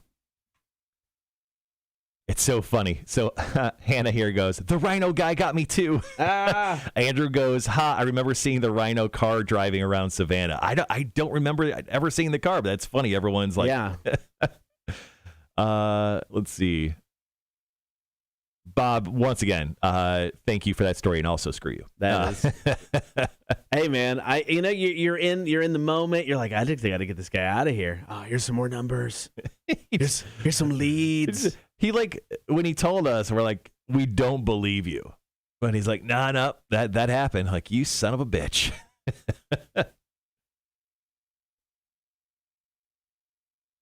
All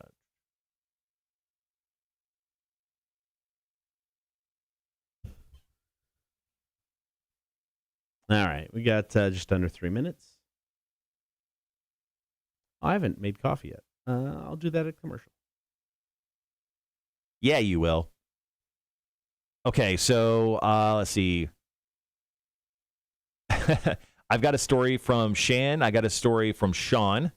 2 different people. Okay. And then I've got Charles. Those are all from the stream.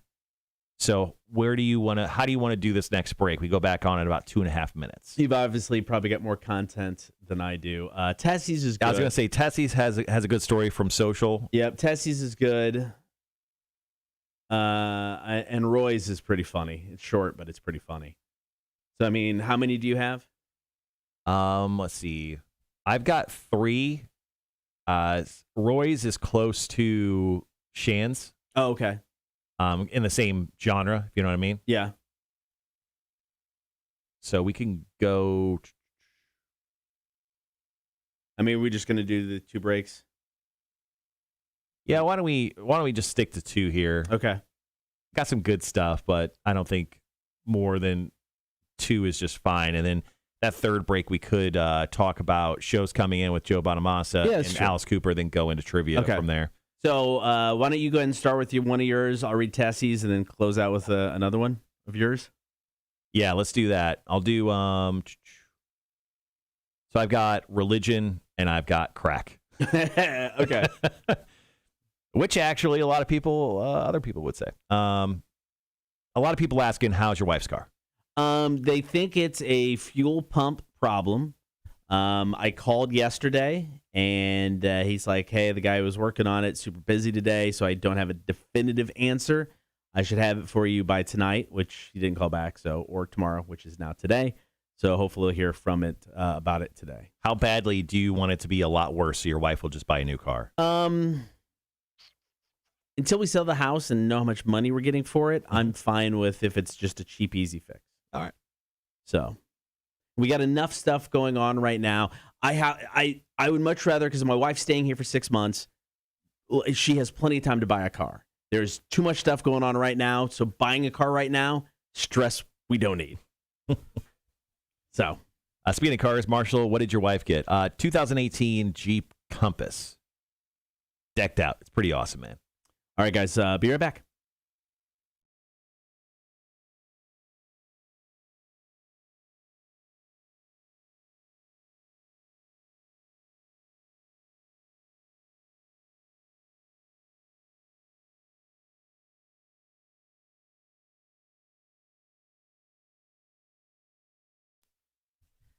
This morning, we are taking your calls, comments, and texts. The number, 800-394-1061. What is the most random, awful, or awesome thing that anyone has ever come to your house trying to sell you? So on the stream, Charles chimed in. He goes, the best thing that people try to sell me is religion, Jehovah's Witnesses, to be more specific. He goes, I used to look forward to Saturday mornings so I could school them on how much of a cult they were. They never imagined that someone looked like me was so knowledgeable on the Bible and all religions. Charles is a smart guy. He is very smart. Yeah, and then you don't really want to mess with Charles, especially he's an intimidating fellow to go up and try to sell anything to. Yeah. So that's the last thing I would try to do. But it's funny that he would school them on religion, because I would be the exact opposite. If Jehovah's Witnesses or anyone religious try to come up to my door, try to sell me a Bible or religion at all, they would be astounded by how much I don't know. And they would be like, really? I would act stunned to everything they said. They'd be like, so there's Jesus, and I'm like, what? Who is that? They're like, oh, you're a putty. We can mold you. We can mold you. You guys, what do you guys do on Sundays? I've been sitting in my house watching football for years. I just thought that was what you're supposed to do. I will say it's easier to, and it sounds bad, but it's easier to, people coming to your door trying to, push religion on you are usually leave easier than a salesperson. Mm-hmm. It's like if, Jehovah's Witness walks up and you're like, nope, not interested. Most of the times I found out they'll just be like, thanks. And they move on to the next one. Where a salesperson hangs out for 20 minutes. What's your go-to when it comes to like people who come up to your door like that? Like what's your best? I just don't answer. You just don't answer? I don't answer. I mean, it's like every car is in the driveway. Obviously the TV's on. Mm-hmm. Every light in the house is on. But just like everybody's like, shh, be quiet. So you're not like, they're at the door. You're not screaming in the background, Hail Satan, everyone! Hail Satan, it's a beautiful Tuesday! No. What'd that guy just say? We need to get out of here. All right, taking your calls, comments, and texts. This is the most random, awful, or awesome thing anyone has ever tried to come into your house to sell you. Tessie hit us up on Facebook and just said, meat. The guys that randomly go around with trucks asking if you want to buy meat. Everyone I know thinks this is perfectly normal, and they said they have bought meat off these trucks. However, it completely freaks me out. I want no part of it. Yeah, usually twice a year, there's like that giant truck that shows up in the mall over here. Yeah. And they just sell meat, frozen meat to hundreds, and it seems like thousands of people. They line up for the meat truck. Like, I don't quite understand it. I'm not buying door-to-door meat. I'm like, no, I'm just not. Somebody comes knocking on my door. He's like, you want a porterhouse? Got some in the truck. You know what? I think I'm good, man. Thanks. Yeah, I mean, like, I could go to the butcher down the street, but you are in a rickety old truck outside my house that sounds like it's going to explode. I will take that $12 porterhouse. That does sound like a great idea. All right, once again, our question of the day, what is the most random, awful, or awesome thing that anyone has ever come to your house trying to sell you? Now, this may I mean, depending on how your outlook is, this may lean more towards awesome, Cotter. So Shan chimed in on the stream, said, when we lived in Colorado, we lived next door to a crack house. And about once a month, we had someone come over and try to sell us heroin or crack, being at the wrong house. And once again, depending on who you are, that could be awesome. Yeah. Or terrible. That's good stuff. All right, thank you guys for helping out with the topic today. If you got a story, hit us up with the text, 800-394-1061, or comment on the chat. On the way, we're going to talk about some great shows coming to the area. This is one of the best years, if not the best year for concerts in a long, long time. And if you want them to keep coming, you've got to go and support these shows. So we'll tell you what's coming up in a bit. Cotter and Marshall Show, Rock 106.1. Elaine says, I haven't had a door-to-door salesman since I got the bikes. Do you think they are assuming that assuming something and just leaving before knocking? Probably. Sean says, nice. My wife was between the Jeep Compass and the Renegade. She went Renegade because it reminded her of her Patriot, and she loved the Patriot. There you go. Yeah, the Compass is cool, man. I mean, it's it's got like the moonroof, the heated seats, the heated wheel is weird. Heated wheel? Yeah, it's got the heated wheel, dude. I didn't know that was a thing. Yeah, it's got a heated wheel. It's got like the little touch screen, navies in there and everything. It's wild, dude. That's cool. Yeah. Andrew says, when the religious people come to my door, I tell them to hold on, let me grab a beer to hear your mythical stories. Sometimes they never come back, but they just stand there like idiots. Hey, before you get started, I'm going to go grab a 10% beer because I've got to be drunk to hear whatever you're selling. All right, guys, talking about Alice Cooper, Joe Bonamassa. If you want to buy tickets to those shows, of course, rock1061.com is the spot you want to go. Just click on the concerts tab. I got them all set there. So it's weird. If you go onto our website, there's some shows that have already passed. I've deleted them. They're and then still there? I've deleted the trashed versions of them. They're still there. I don't really get the new websites. Yeah. And then I put Alice Cooper on there yesterday. And now that I'm looking, it's not there at all. Oh, there it is. At least it's on the main flipper, but it's not on the concert thing. Really? Cool. Yeah, I put up both yesterday. Awesome. Okay. All right, guys. Once again, thanks for joining in. Thanks for oh my God, talk, Marshall. Thanks for participating today in our question of the day, which was, what was the most random, awful, or awesome thing that someone has come to your house trying to sell you? Trivia's coming up here in just a little bit. We're giving you 2 prizes today. Giving you tickets to go check out Joe Bonamassa. He's playing in early December over at the Johnny Mercer Theater. And then you got Alice Cooper, who's playing in February at the Johnny Mercer Theater. Chris says, I know I missed the segment, but we had 2 guys going through our neighborhood a few years ago, also trying to sell a couple of guns. Well, that sounds legit. Yeah, all right.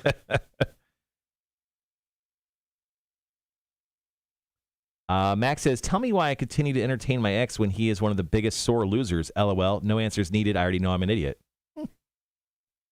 Elaine says, block him, Mac.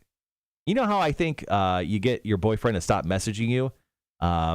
You have Elaine shoot a quick video of just like her riding down his street. Just kind of packing. Yeah. I'm like, who is that lady? She in front of my house? And then Mac just posts that video and said it gives no context to it. I like it.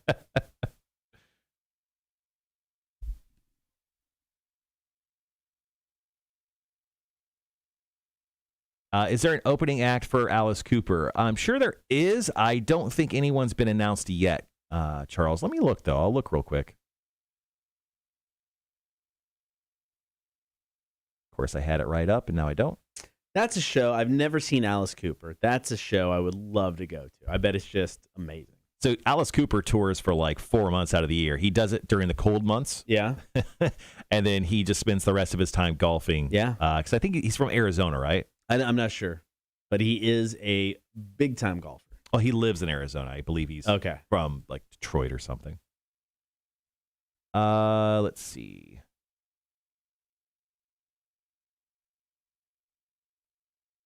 Yeah, Charles, there's no info on an opener that I see. But once again, the show is Saturday night, February 5th at the Johnny Mercer Theater.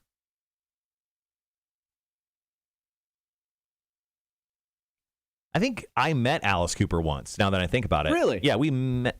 I thought you were there too, weren't you? Alice Cooper came into our radio stations, the first radio station group that I worked for. Yeah, in Peoria. Oh, 'cause we had Alice Cooper Nights. And Alice Cooper was doing a radio show at that point. Yeah. Alice Cooper Nights. He doesn't do that anymore, does he? I don't think so. Yeah. I don't think I was there because I remember us running that show, but I don't think I was there that day because I don't remember meeting Alice Cooper, and I'd like to think I'd remember that. Yeah, I mean, he came into the conference room and kind of high-fived everyone. We had a coworker, his name was Chuck, and he was so excited Chuck. to meet Alice Cooper. I mean, he came in wearing an Alice Cooper T-shirt that day and, had his, little CDs, and he was shaking. He's like, Alice Cooper, will you sign these, please? It was so funny. Good old Lurch. Good old Lurch. Love that guy. Lane says, I can have a whole group ride by his house. See? Mac, there you go. Hit up your close personal friend, Elaine the biker. She'll help you. All right, we got about 5 minutes.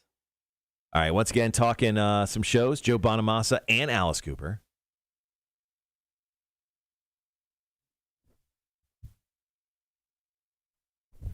And then we'll get into some trivia. Once again, you'll win tickets to both of those shows.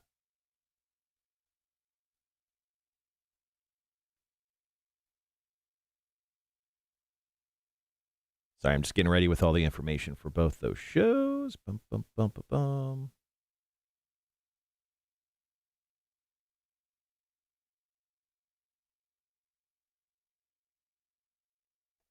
Back on the road.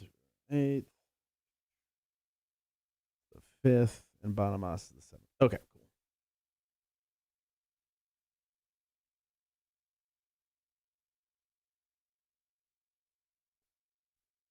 Also, in today's Marshall's Music News, Slipknot is already teasing new music. I think we'll have new Slipknot music probably here within the next 2 weeks. Oh, wow. So by Welcome to Rockville? Or no? Probably not, but they could correlate it with that show. I mean, it kind of makes sense to play something new if they're already teasing something.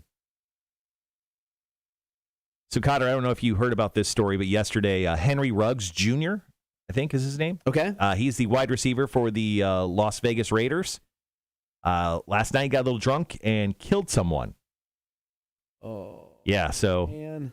Henry Ruggs, sorry, not Jr., the third, he was booked after a fatal car accident and is facing 20 years in prison.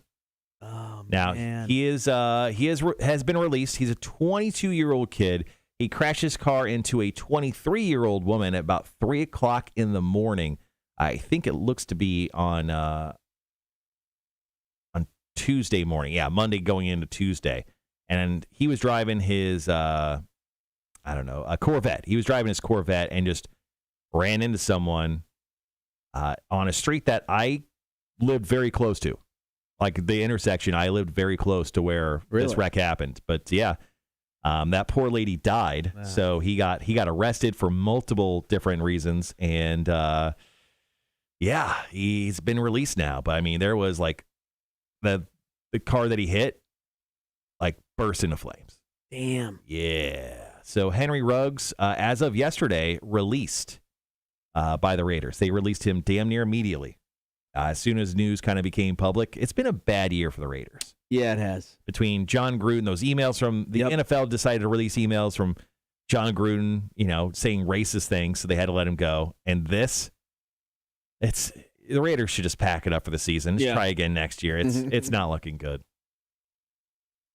And, of course, that poor family in Las Vegas. Jesus Christ. Yeah, that's horrible. 2 minutes, guys. Chris said, my wife didn't know what to expect from an Alice Cooper show. She really only knew School's Out, being a teacher, of course. She was blown away. He's awesome. Damn. Yeah, I can imagine. I can imagine it's great.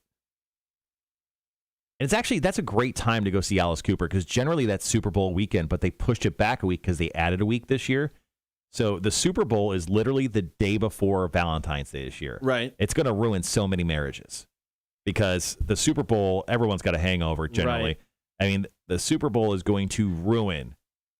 So, I mean, you're going to see a spike in divorces this year. I'm literally calling my shot right now. Right. When you see those stories a month after, close to St. Patty's Day, they're like, the Super Bowl caused blah, blah, a spike in divorces by 14% or whatever. It should be like, hey, Marshall said that back in November. It's going to happen.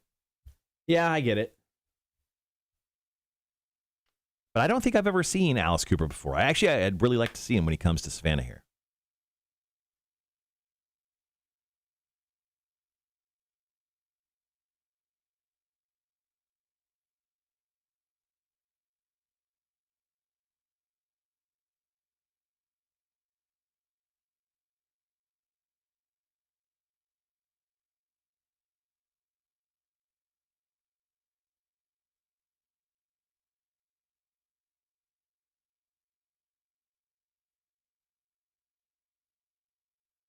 This is a cool story.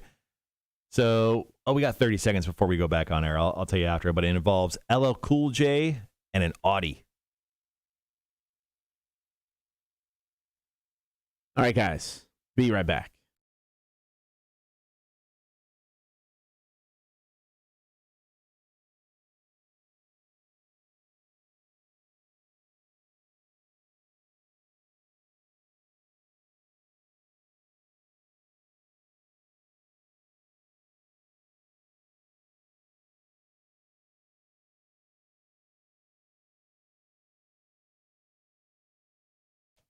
Been saying it ever since our 20th anniversary show. One of the best years for concerts, if not the best, in a very long time.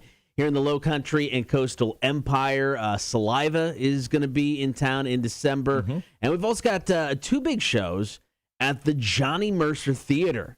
Joe Bonamassa. This is one of those guitar players that is everybody, if you're a guitar player, it's like your favorite guitar player. That's right. He'll be at the Savannah Civic Center on Tuesday, December 7th. And also, Alice Cooper's coming into town. Man. This is very, very cool. Now, that show was just announced on Monday. Tickets are on sale this coming Friday. Saturday, February 5th of next year is when he's going to be here playing the Johnny Mercer Theater, which is, a smaller, intimate venue. It's less than 3,000 people. That's going to be an awesome show. Yeah, I was talking to somebody the other day that is a record guy who used to work for Cooper back in the day. Mm-hmm. It's like, hey, I saw him on his last tour. It's like, nothing has changed in 25 years, from the show-wise. He goes, but it is still just utterly amazing. Yeah, I got to go see Alice Cooper on this run. I think so. I think you do. All right, so if you'd like to score tickets for, are we doing both again? Yeah, let's do both. I love it. So if you want to score tickets for both Alice Cooper and Joe Bonamassa, it's time to play Are You Smarter Than a Community College Dropout? And it's really easy. If you're the first caller in, we automatically give you the tickets. You win. 1-800-394-1061. Then at that point, just play trivia against one of us knuckleheads. 7 questions, 60 seconds. It's as easy as that. Are you smarter than a community college dropout? Call now to play. 800-394-1061. All right, let's dive into it. Rock 1061, who's this? It's Greg. Craig, what's going on, man? Oh, living the dream, man. It sounds like it, Greg. It sounds like it. All right, who do you want to take on today, me or Marshall? Well, let's take you on since you're leaving. Okay, fair enough. All right, man. Good luck. That's right. All right, Greg. Here's the deal. 7 questions. I'm going to lose anyway. Well, that's the attitude. Well, don't worry. You know what? I feel like you're going to win. 7 questions, 60 seconds. You know the deal, man. So let's go ahead and begin. Your time will begin after I ask the first question. If for some reason you don't know the answer to one of these questions, say pass, and we'll come back to it if there's enough time. Are you ready? Yeah, let's do it. All right. Question number 1. What popular soft drink claims to contain 23 flavors? Dr. Pepper. That is correct. Question number 2 is multiple choice. In the world of Lego, what does snot mean? Studs not on top or start not on top? Studs not on top. That's correct. Question number 3. Who wrote the novel Great Expectations? Alcott. Incorrect. Question number 4 is multiple choice. What type of pasta's name means little tongues in Italian? Is it ziti or linguine? Ziti. That is incorrect. Question number 5. What color is the one ball in a traditional billiard set?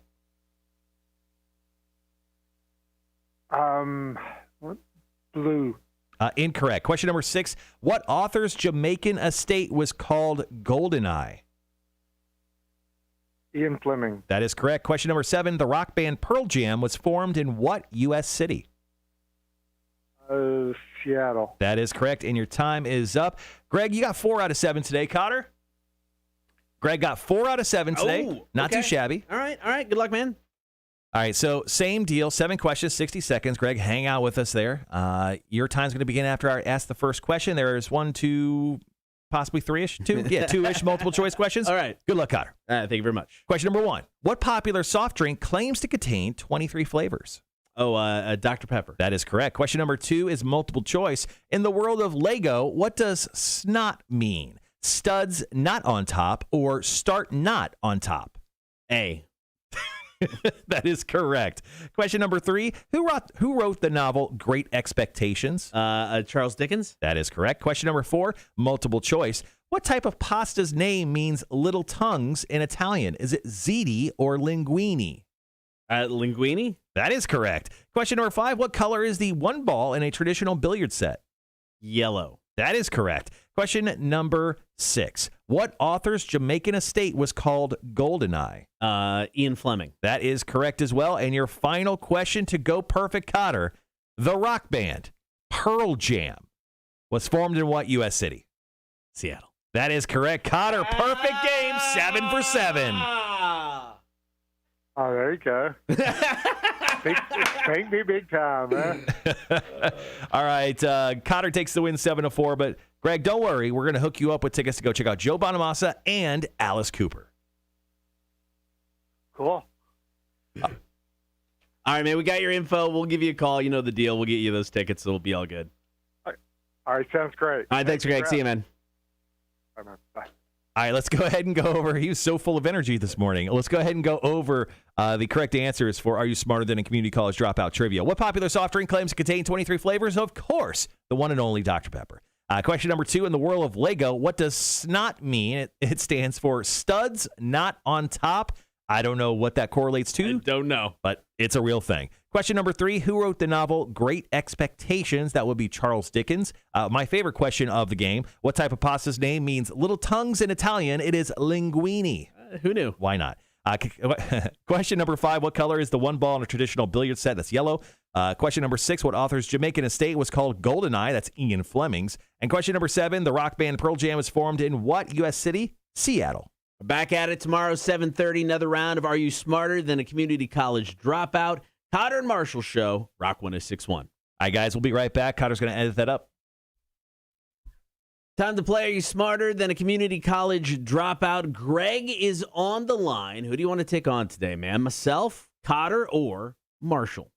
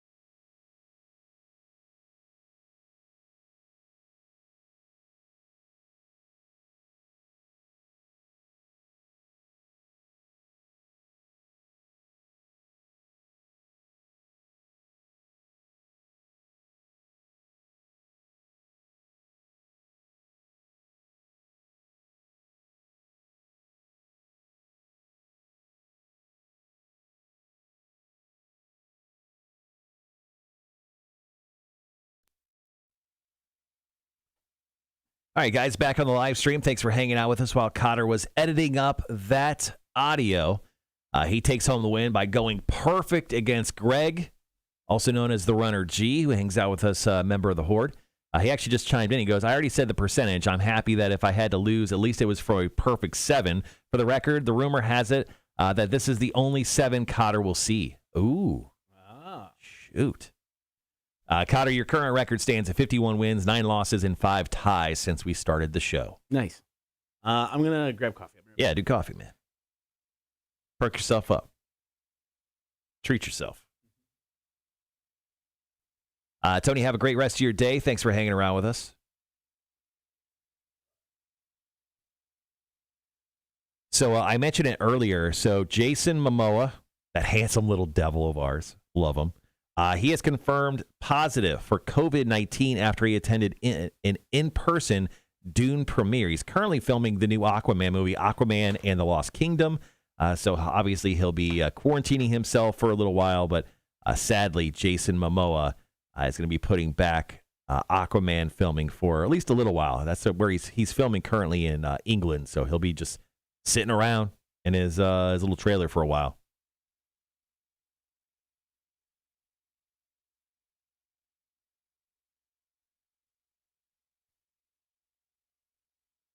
So I found this story. Out of Virginia. So here's the headline. Virginia pastor arrested in prostitution sting. John Blanchard, the pastor of Rock Church in Virginia Beach, is one of 17 men the Chesterfield County Police Special Victims Unit says were looking for sex from minors through online platforms. Yikes. He was arrested on October 29th on charges of solicitation of prostitution from a minor age 16 or older using a vehicle to promote prostitution or unlawful sex. He was released on bond. He was not clear Tuesday. It was not clear Tuesday if he had an attorney. 51 years old. Jesus Christ. Of course, he's married. Talking about a story, Cotter, of a Virginia pastor who was arrested for, wait for it, prostitution. Yep.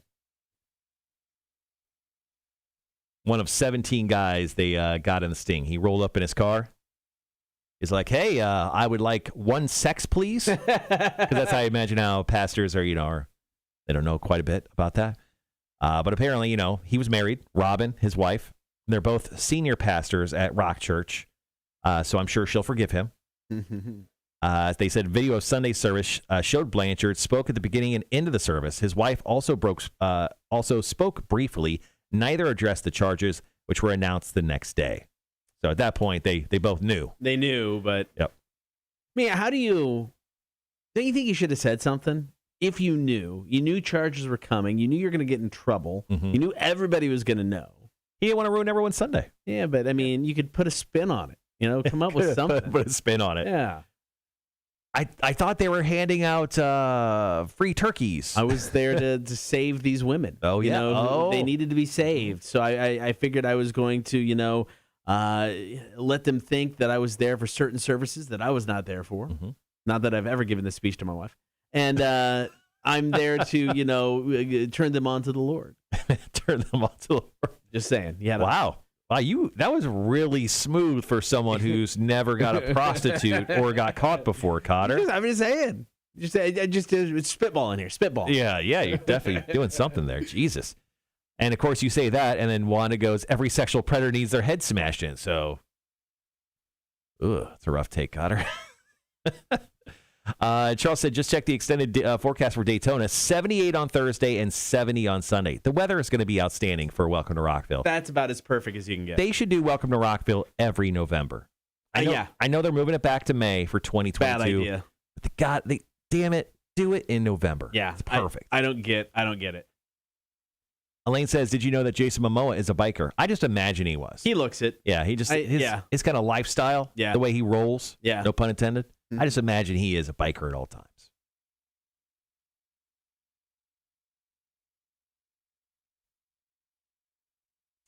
Franz Ferdinand's got a new song. What? I know, right? That's kind of what I said. It sounds like they're coming out with the greatest hits album. They got 2 new songs on it. Haven't listened to it yet. It's called Billy Goodbye. I kind of dug Franz Ferdinand for a minute there, doing what they did. So I'm going to check it out. Coming in with more dumb stories over here. Here's the headline. Tell me what you think. Automatic reaction, Cotter. Man detained for 9 days in China for sending a meme deemed insulting to police. Wow. A man in China was reportedly detained for 9 days after sending a meme to a group chat that was deemed offensive to police in an incident that has gone viral on Chinese social media. The man, identified by his surname, Li, allegedly sent the meme on the Chinese social media platform WeChat in a group exchange complaining about the local COVID-19 prevention and control measures late last month. China maintains an uncompromising zero-COVID policy that has resulted in officials imposing lockdowns and other emergency measures in recent weeks to curb, obviously, all that stuff. So he posted, police in some city I can't pronounce correctly, in a region I can't pronounce correctly, posted a screenshot of Lee's text exchange on Chinese social media, but later removed the post. They apparently were trying to just kind of out him so they can get everyone on their side. State-run outlet The Paper published further details of the incident that has provoked consternation in China. That's a big word. With a related hashtag garnering 170 million views there. So essentially, they went to his house, arrested him, and just kept him in jail for 9 days for putting out a meme they didn't like. A little harsh. Rhett goes, communism at its best.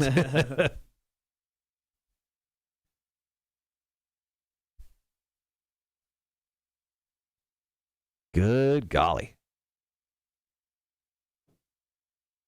All right, so are we playing back trivia right now? Yeah, about 10 seconds left. Then we're going to move on. All right, so trivia is wrapping up here on Rock 106.1's Cotter and Marshall show for the day. Congrats to Greg.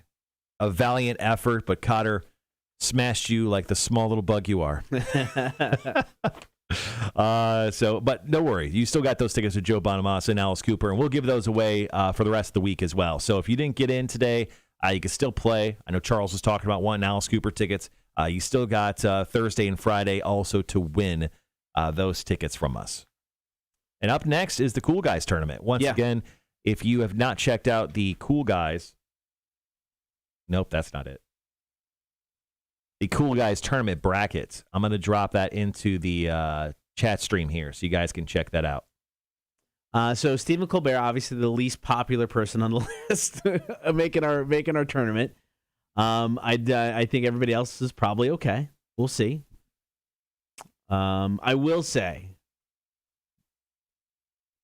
I wish I would have thought of Jason Momoa. I'm not going to redo anything. He doesn't make it now. Sorry, but I would put him on this list. Yeah, I mean, we garnered the list from the Horde. Yeah. We also added in a few of ours, and that's the list, man. The list is the list. Yeah. The standard is the standard. That's what we're going with. Do we have regrets? Maybe. No, I feel good about everybody on it, so that's fine. Maybe one day one of us will do a follow-up to the Cool Guy tournament.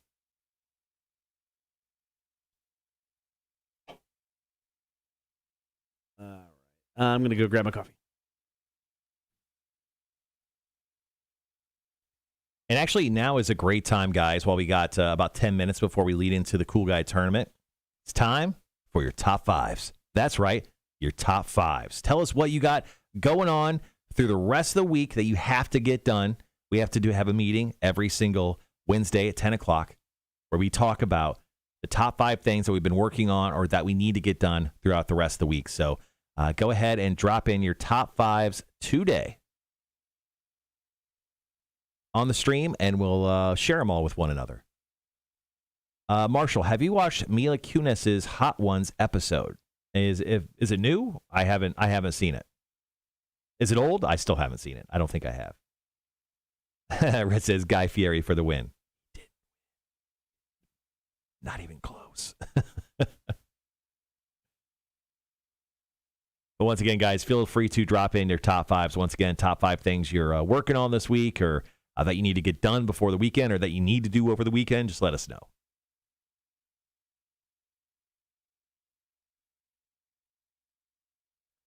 I'll share a couple of mine.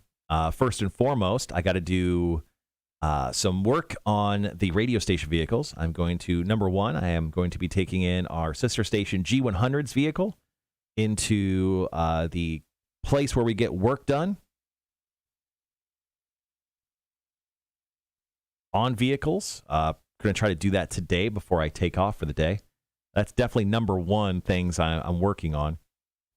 Why does your coffee always look slightly green in the morning, Cotter?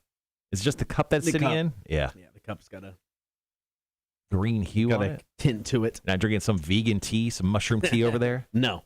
Freaking weirdo. Nope. Talking about top fives, Cotter. What's on your top five today? I still need a fifth, but I have. We got the Salute the Troops thing that I have to put together. Mm-hmm. We're doing some Christmas music on Rewind, so I got to kind of get through that. Do we have a start? Do we know when Christmas music will invade Rewind? We tentatively do, depending on several outside factors. Oh, I love factors. So there are factors. Got to make sure Jags football is set for this weekend. Got to make sure Clemson, we run Clemson on now La Pantera. Mm-hmm. And we have a different system for La Pantera than we do for other stations. So got to make sure Tim Janier has everything he needs to make sure basketball runs properly on La Pantera. And then my fifth is empty at this point in time. I gotta come up with a fifth. Gotcha. Yeah, just got the one right now, and I'll go through the rest of my list of stuff to do. I'll figure it out. Yeah. Rhett just dropped in his top five. He's going to 1, finish work. 2, take down Halloween decor. Yeah, actually, I took down most of mine. And by that, I mean I threw all of my Halloween stuff on a counter in my kitchen, and I plan on putting it away. And then I brought everything outside, and I just threw it in the garage. So I'm pretty much done. You're done. Yeah. I got a quick call. Let's take this, and we'll move on with Rhett's. Rock 1061, who's this? Hey, this is Jerry Lee Reynolds. Hey, I got a question. You guys just had that questions about a college dropout? Yeah. Yeah. Yeah, I got a question. Your guy there got one of the questions wrong because you asked him about the snot thing. Yeah. And he said A. He said A, which would have been the knot thing, not the studs on top. No, studs on top was the first one. But you said the second one. You said the other one first. Oh, okay. Well, either way, he lost anyway. 7. Even if he got that right, it'd been 7-5. But well, you know what? We'll let Greg know that. Greg watches this on the live stream, and you should definitely do that as well. Facebook, YouTube, and Twitch. Hang out with us every morning, man. Let's be friends. You and me. I'll come over to the house. I'll help you wash your windows. We'll be friends, man. Oh man, I only got 2 of those questions, so I'm not that smart. It's all good. It's all good, man. We love you. All right, have a good one. Thanks, I man. did see it. I don't know. I'm pretty sure I got it right, but whatever. Good for that guy. All right, moving on with Rhett's top 5. Taking down Halloween stuff. 3, head to Charleston for Scottish games. Dude. That sounds awesome. What is that? Come pick me on my house. I'll go with you. Number 4, drink some scotch. That also sounds awesome. Number 5, enjoy football. You're a Clemson fan. You haven't enjoyed football all season. Don't start like you're going to, this weekend. You're not going to. Greg dropped in his top 5. Cotter, number 1, PCR tests for travel. What's PCR? I have no idea. Quick Google it. What's PCR? Number 2, finish getting crap and packing. Number 3, pick up some stuff for the daughter. Number 4, deliver dog and stuff to daughter. Number 5, adios, bitches. Looks like something to do with COVID testing. Oh, okay. Good for you. And he said, and a distance 6, do some work shit. I like that. It's a distance. Wanda's got a top 5 for us. It sounds quite like yours. So tell me how quick, or actually how close to this is your top 5, your personal top 5, Cotter. Okay. Number 5, pack. Yes. Number 4, clean. Yes. Number 3, nap. Yeah, that's always in there. Number 2, appointments. No. I mean, yes, but no. Maybe. And number 1, cry because Cotter won't stay. You know what? On the last show, that could happen. That could be in my top 5. I could quite possibly. I could shed a tear. Holly says, work, gym, wash car, spend time with daughter, and see grandbabies. Sounds like a solid top 5, Holly. The runner G, 5 to 6, suck it, deserter, I mean Cotter. Oh, man. Max says, what a troll. We got about 7-ish minutes. Damn, got lots of time. All right, guys. So I found the story coming out of Madison, Missouri, and it's super relatable. Any one of us could have done it. So a woman has been given a $500 bond after accidentally firing a gun at a basketball game in Madison. According to police, the incident happened inside of a gym at the Rosa Scott School Monday night. During the game, what's her name? Alexis of Edwards, Missouri, reached into her purse to grab her phone, but accidentally fired her gun. Nobody was hurt, but the game was suspended while investigators escorted Alexis to a secure office inside the school. She did have an enhanced concealed carry permit, which allowed her to have the firearm at the event. However, she was charged with discharging a firearm within the city limits of Madison in violation of the City of Madison ordinance. She was given a $500 bond and a court date to come to court. So, wow. How do you accidentally reach for your phone and shoot a gun? Yeah, I mean, because safety should be on. You would imagine. Yeah, I don't know. That's weird. And shouldn't it? I mean, like, was the gun just loose in the purse? Shouldn't it be in some sort of like I don't know, case of some sort? I don't know. I'm not like a hard case, but like a little holster thing, or at least maybe. There was something posted to I want to say the Wilmington Island Facebook group over the weekend. Someone also shot a gun at a basketball game? No. They were trick-or-treating someplace on Wilmington Island and dropped their gun. Oh, they lost their gun. They lost their gun. That's embarrassing. And then there was another post somewhere on the page. I don't think it was connected to this one going, hey, if anybody was in this area around this point in time, I have something. If it's yours, you know exactly what it is. So I'm hoping they got connected, because the post where the guy said he bent down and like the gun fell out of his pocket or something had since been taken down, been removed. Rhett says not all guns have a safety. Okay, there you go. Thank you, Rhett. So I was at the Wormhole on Saturday for Wormstock 2, and I was hanging out with a bunch of folks that I know, and one of them has been on the show before. Yeah. And I was talking to him, and I kind of did all right, bro, I'll catch up with you later on. I gave him a little pat on the shoulder, and I pat him on the shoulder. I go, are you strapped right now? And he looked at me, he got a whisper at me, he goes, I'm always strapped, bro. I felt the holster, whatever, the gun carrying thing. And I'm like, good for you. I know to hide behind you if something happens. Push my wife down and run to him.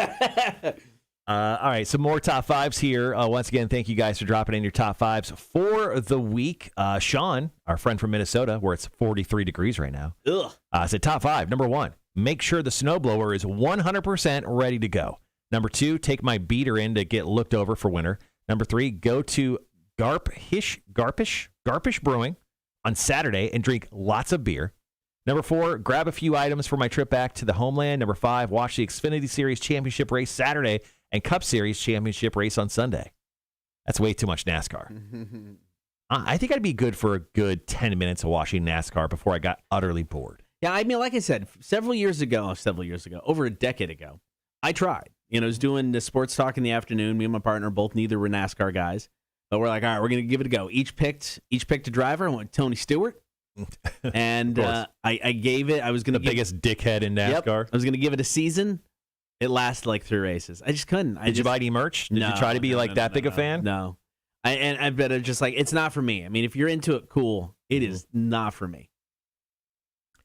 Rhett, going back to his top five, he's going to these Scottish games in Charleston. He goes, my sister-in-law plays in a bagpipe band, so she's performing at the games this weekend.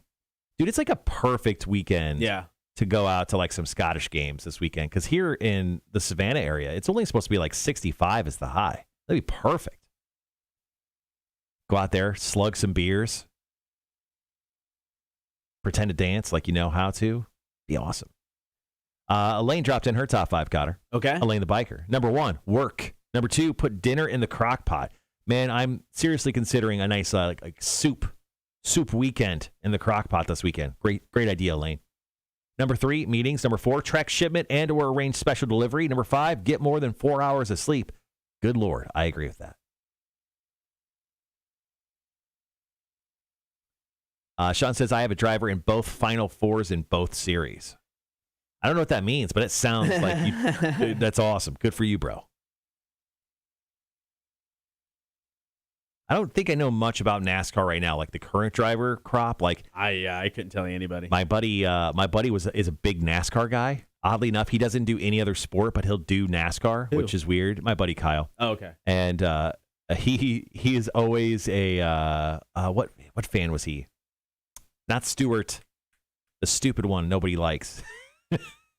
I'll think of his name. Okay. But I chose Dale Earnhardt Jr. because he was his rival at that point. So I'm a big Dale Earnhardt Jr. fan.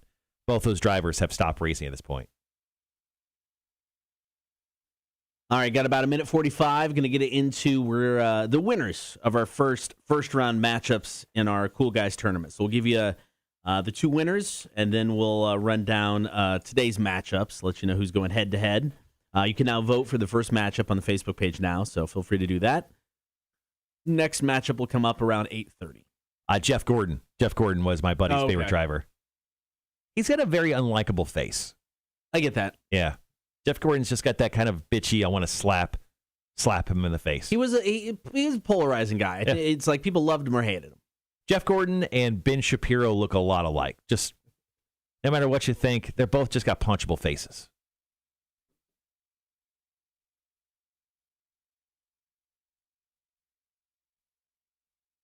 All right, under a minute to go.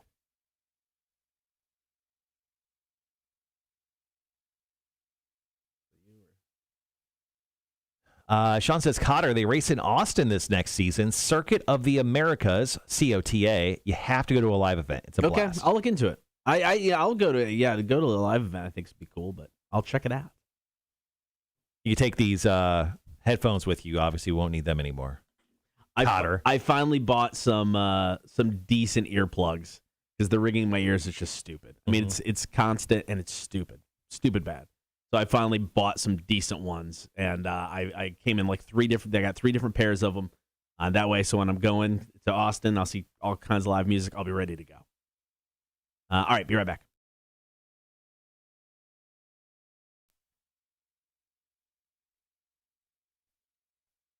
Who are the winners in our first round matchups of our Cool Guys tournament? We'll let you know here in just a second.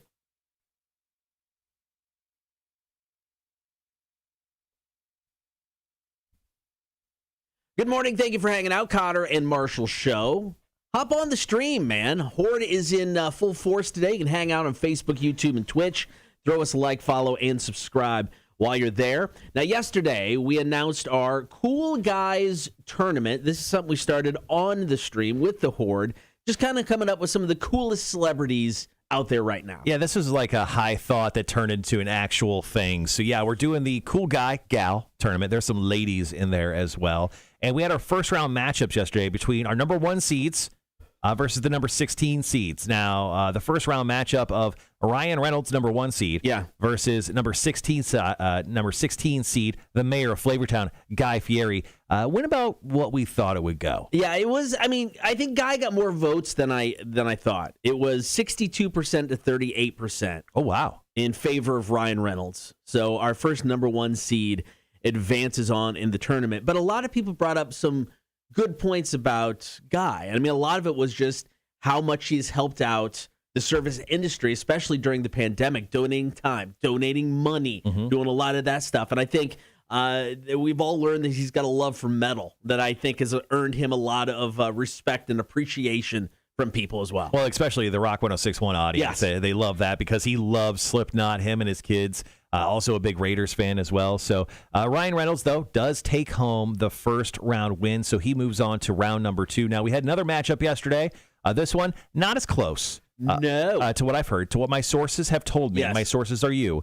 Number 1 seed, Robert Downey Jr., RDJ, a.k.a. Iron Man. He took on Steven Colbert, a number 16 seed.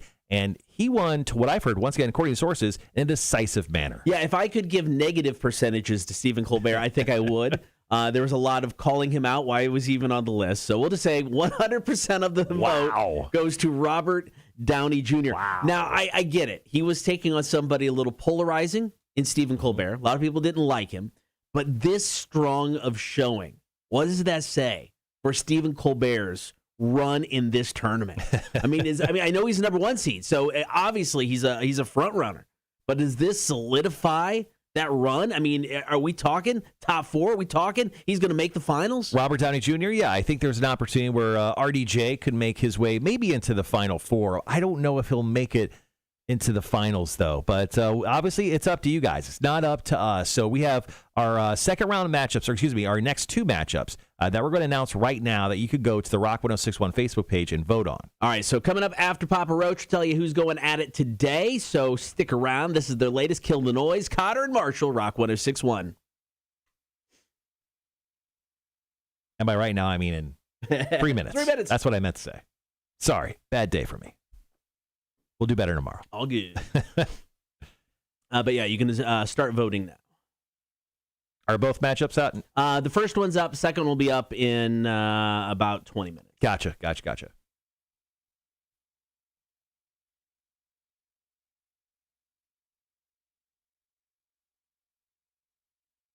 All right, so once again, talking about the Cool Guy tournament that we're currently doing via the Facebook page. You can check out the full tournament bracket over at rock1061.com. This hour, we'll also get to Hefe, the new music beta fish, who is right there. Oh, he's actually out swimming right now. Look at him. And just apparently dying right there on the floor. Okay, thanks for showing off in front of everybody. But Hefe will be choosing some new music for us today in between Daughtry and Ice Nine Kills. We've got the Wheel of Florida before the end of this hour as well. Also, Mac will join us here in less than an hour for Chicks on Dudes, another edition of that. And then we'll let you go right at around 9:45 this morning. What do you got going on after the show today? Meetings. We've got obviously our managers meeting. Got another meeting after that. Got to take my dog to doggy daycare. Mm-hmm. As of now, unless something weird happens, I'm gonna go have lunch at Buffalo Wild Wing in Pooler. Ooh, so that's gonna happen, and then gonna meet somebody for a beer at about 1:30. Just somebody who wanted to have a beer before I leave, so I was able to make this one work. So I'm gonna have a beer at Draft Room at 1:30. Nice. Yeah, I've got. I'm gonna try to get one of our station vehicles into our place where we get our vehicles fixed. Get that going, and then that's kind of it. I think tonight's the night I don't have anything planned, so I'm just gonna chill out at the house, get some band work in because Charles would be disappointed if I didn't. And then my yard has I haven't mowed my yard in like a month. Yeah, it's been really good. It hasn't been growing, which is great, but it's kind of at that one spot where it doesn't need to be, but I should cut it one last time. Yeah, type of deal. So it's getting to be that one last time for the year. Yeah, I got I'm on different schedules with the front and backyard. The backyard's going to need at least one more. The front yard may be good. I know that it's not that long ago, so we may be good there. All right, guys, got about 15 seconds. Be right back.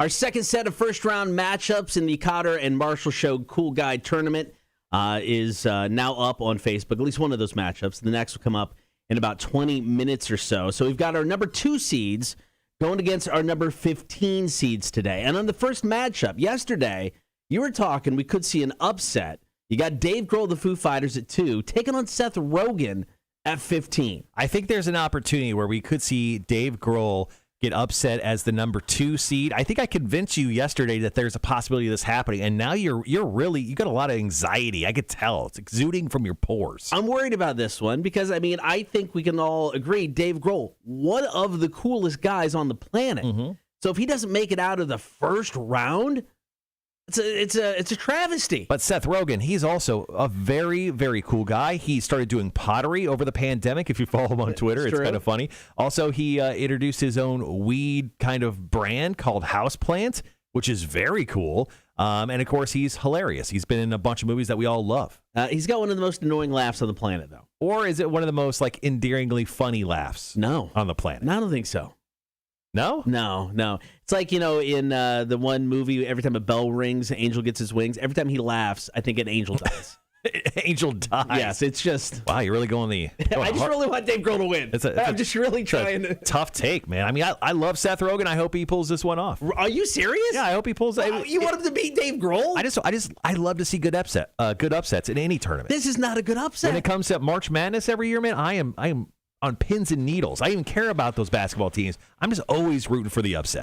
Dave Grohl, please, guys, for the win. You can vote now on the Rock 1061 Facebook page. The other first-round matchup that'll be on the Facebook page in about 15 minutes, number 2 seed Keanu Reeves going against the number 15 seed John C. Reilly. Keanu Reeves, he's Neo for the Matrix. He's got to win. He's going to bullet bend around John C. Reilly's votes.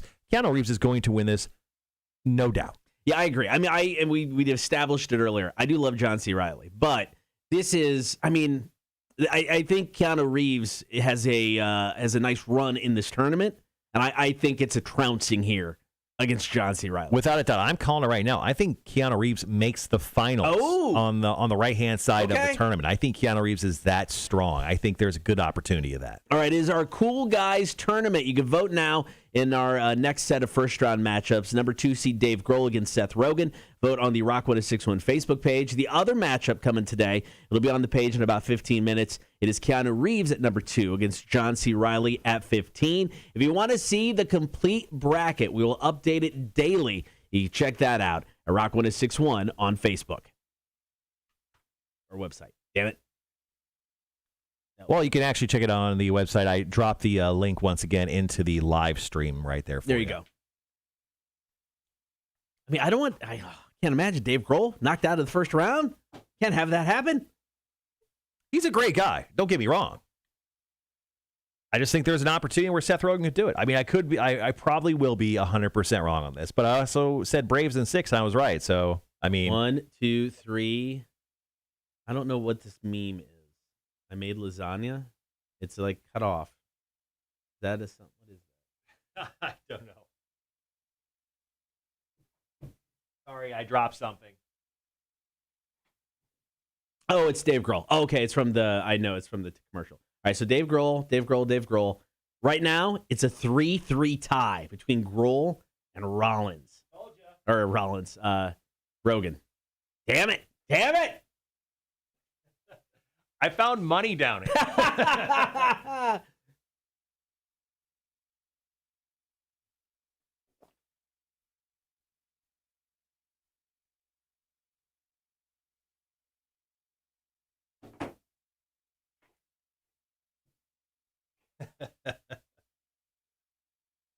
Tomorrow's matchups will be interesting. You got a couple actors from The Office. One of them's gone on to the MCU going head-to-head. And then you've got, I think it's like, the long shot, but I think it's the one that really stands out. Dolly Parton taking on Nicolas Cage. That's going to be a good one. That's going to be tough. I really think that's going to be tough. I mean, I think Cage will win. I'm basing it just kind of on the audience, the listeners. Mm-hmm. But I think Dolly Parton can give him a run. Speaking of, we didn't add another guy that probably should have made this. Once again, hindsight's 2020. John Krasinski of The Office. He could have done, yeah. He did the Some Good News thing, over the pandemic, which is obviously a great thing. Yeah. Big time nice guy. We like to apologize to both Jason Momoa and John Krasinski. Probably should have been in there. Yep. Sean said, I missed Big Money Monday. Did we end up giving away money this week? No. Did not, no.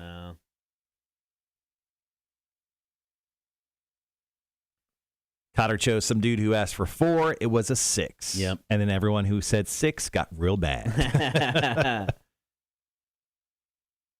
Now, hoping we can at least, I mean, it would be perfect at the last spin ever. We hit 69 and gave out $100. Okay, I'm going to break the rules here. I'm going to break the rules. Okay. My last week, we'll do Big Money Monday on Monday, Big Money Wednesday. Last show. Okay. I think we give one last shot to win. What if we just keep rolling until we get a winner? I don't hate this idea. It's something you've wanted to do for a while. Why does I've always asked for Why it. does it matter to me at that point? Yeah. I'm in. So Wednesday, we'll go until we get a winner. Yeah, Wednesday we'll just keep going until we get a winner. 100%. I love it.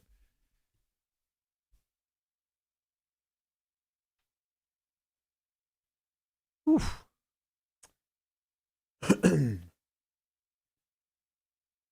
I got a little bit of time. We're running a little short, so weird hour of music. So we got 2 songs coming out of the commercials, both of them under 3 minutes. So, did you watch the Morbius trailer?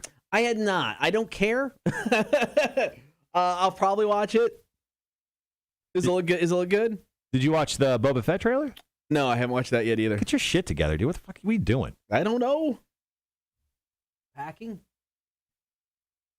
Every time you say packing, I'm going to smack the shit out of you. What are you doing? I'm still packing. I am. What, are you doing like 1 box a day?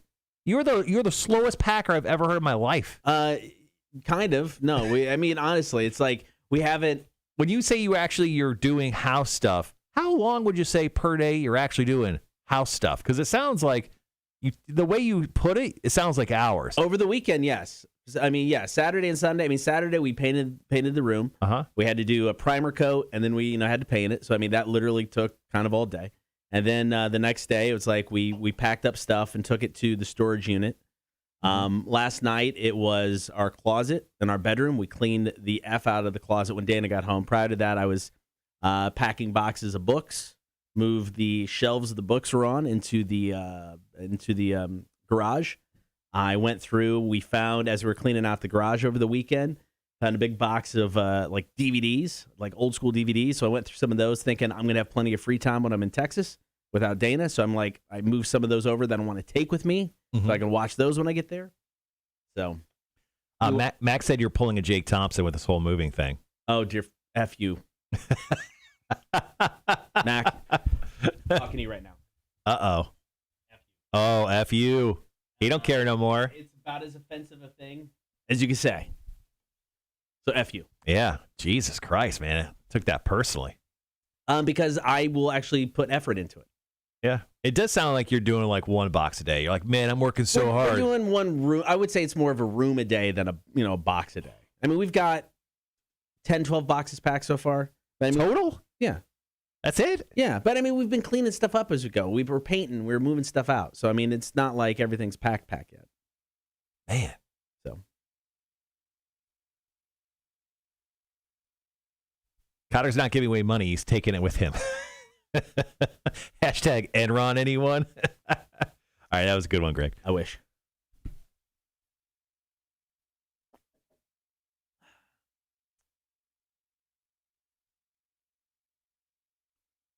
So the Boba Fett trailer, because you still haven't watched it, I'll ruin it for you. So it looks okay. I don't know. I'm not super excited about the Book of Boba Fett even after seeing this trailer. I'm just Really? like, okay, it just looks kind of okay. And he has his helmet off way too much. Well, he's already removed the helmet, so it's not like the Mandalorian to where it's a deal. He didn't have the helmet on for fucking decades. Yeah, I mean, he didn't have the helmet off during the original trilogy. Well, no. But I mean, where we are now in the story, he didn't even have his gear. He got that back from the Mandalorian. So, Max says, "I'm sorry, you weren't on the mic. Couldn't hear you." Oh, fuck you. How's that? Is that better? I'm gonna make sure to clip that.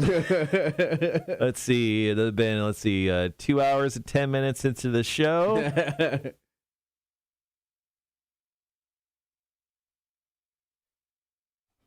2:10 on 11:03. Perfect. Andrew. Fuck you. How about that? Andrew, we're getting rid of everything we can. It's like couches. We're not taking a single couch with us. Kitchen table's not going with us. The bedroom set that was my oldest kid. My wife's going to use that for when she's staying here for the 6 months, and then it's not coming with us. The exercise thing, we decided not to take it. We said, well, we'll do it 5 times. Let's take it with us. I'm not going to do it 5 times. And if nothing else, it just takes up too much room. You can't take it apart. It's this big stand-up thing. It just takes up room in the truck, room in the storage unit. So we're just going to get rid of that. So, we're getting rid of we've gone through stuff that has been, through 4 moves with us. And then this time it's just like, it's gone. Yeah, if I had to move, I'm trying to think. All my living room furniture, which I bought for nothing, I would definitely get rid of.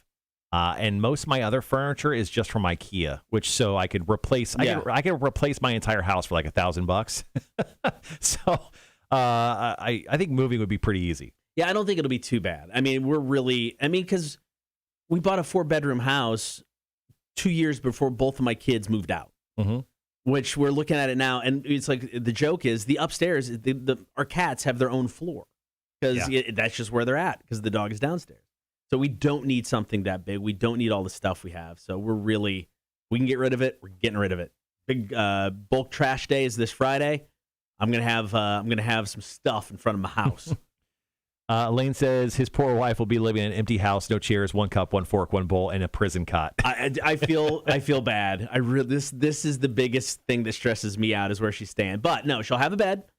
She will have. Cotter doesn't feel bad. I do feel bad. She will have a dresser and stuff like that. But yeah, that's literally about it. Cotter says you didn't negotiate movie expenses with this new contract. Rookie mistake. No, I got moved. No, they gave me. They gave me a good chunk for moving expenses, which was $30,000. Not that good, which is actually pretty good.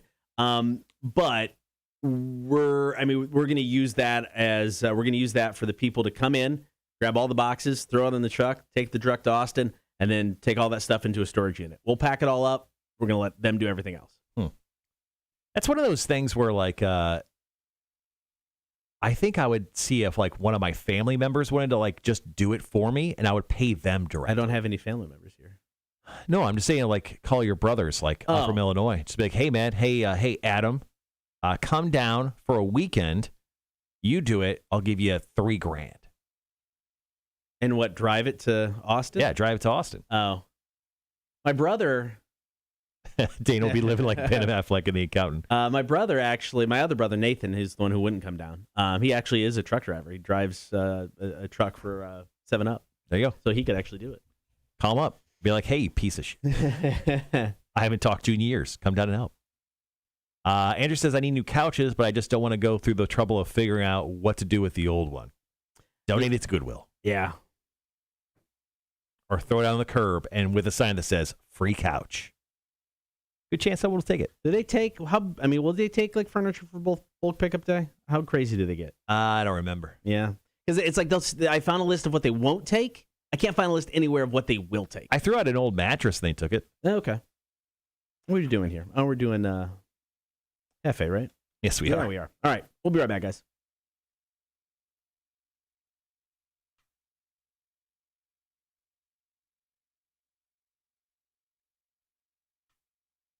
Good morning. Thank you for hanging out. It is the Cotter and Marshall Show. It is time for Hefe 2, the new music beta fish, to select a new song for us to play.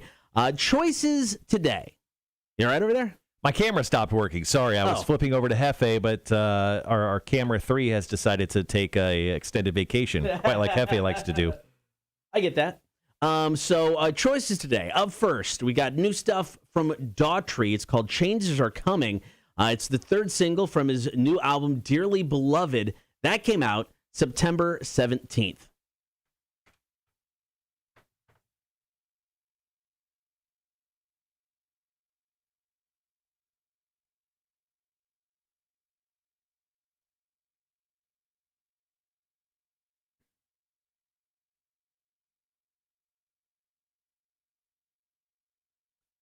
Choice number 2, Ice Nine Kills, new song called Rainy Day. Now, Ice Nine Kills are big horror movie fans. And much like the album previous to this one, the new album, The Silver Scream 2, Welcome to Horrorwood, each song was inspired by a different horror movie. So the new single, Rainy Day, was inspired by Resident Evil.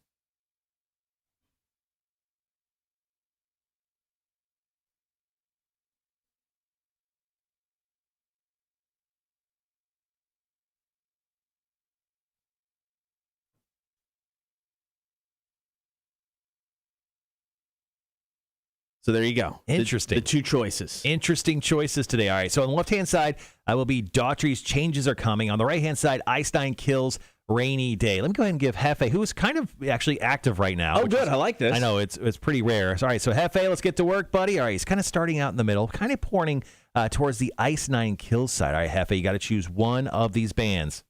He knows retirement is right around the corner for him. So he's like, nah, I really don't know if I want to work anymore. Yeah, I've decided that we're going to take Hefe, retire him to my home. He jumped over to the Ice Nine Kill side, but now right over to the Chris Daughtry side. And, yep, he's kind of staying over there. Let's go with Daughtry today. And his new one, Changes Are Coming. Low Country Coastal Empire premiere. Thank you, Hefe, to Cotter and Marshall, Rock 106.1.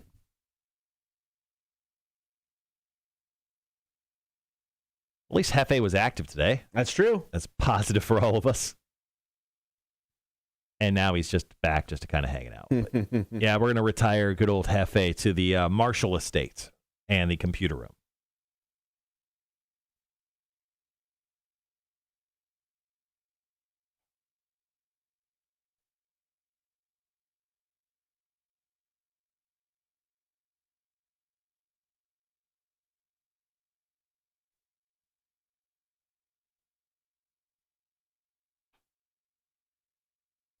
Bulk better be by this week and get our stuff. It's been sitting there a month. Had to call 311 and complain. Whoa.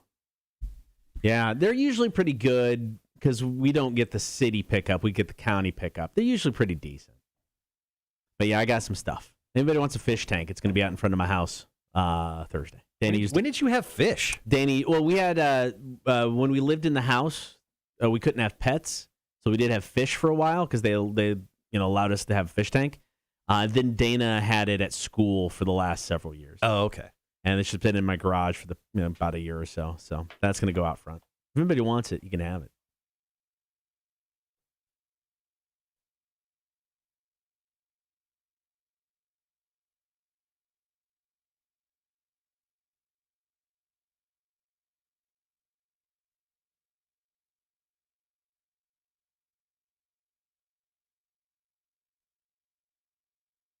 Sorry about that. I had to put the camera back because we're going to be using the camera for obviously Mac and the Wheel of Florida coming up here in just a little bit. Let me just make sure that the camera, which is being finicky today, is on. Perfect.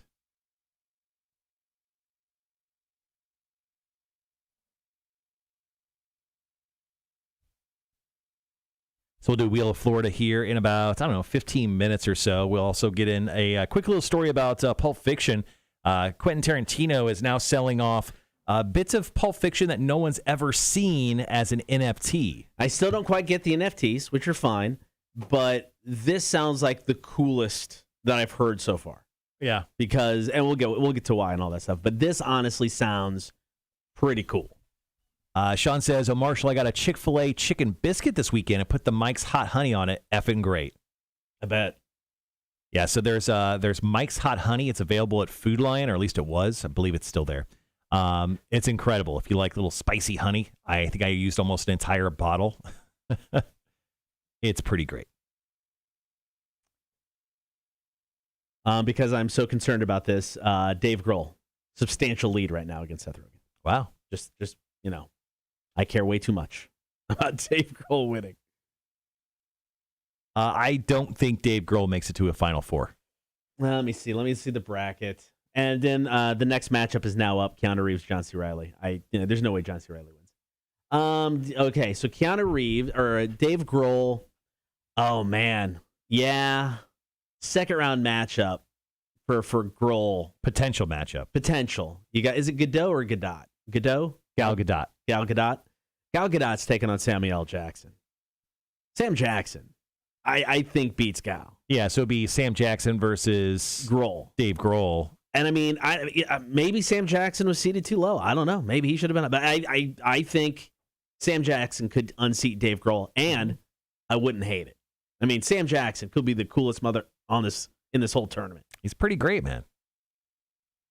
Who won the first 2 rounds? Robert Downey Jr. and Ryan Reynolds, both number 1 seeds, moved on to round number 2 of the Cool Guy tournament. So, yeah. So, no, it's no surprises yet. It sounds like Dave Grohl possibly could pick up that win. That could turn. We got 24 hours.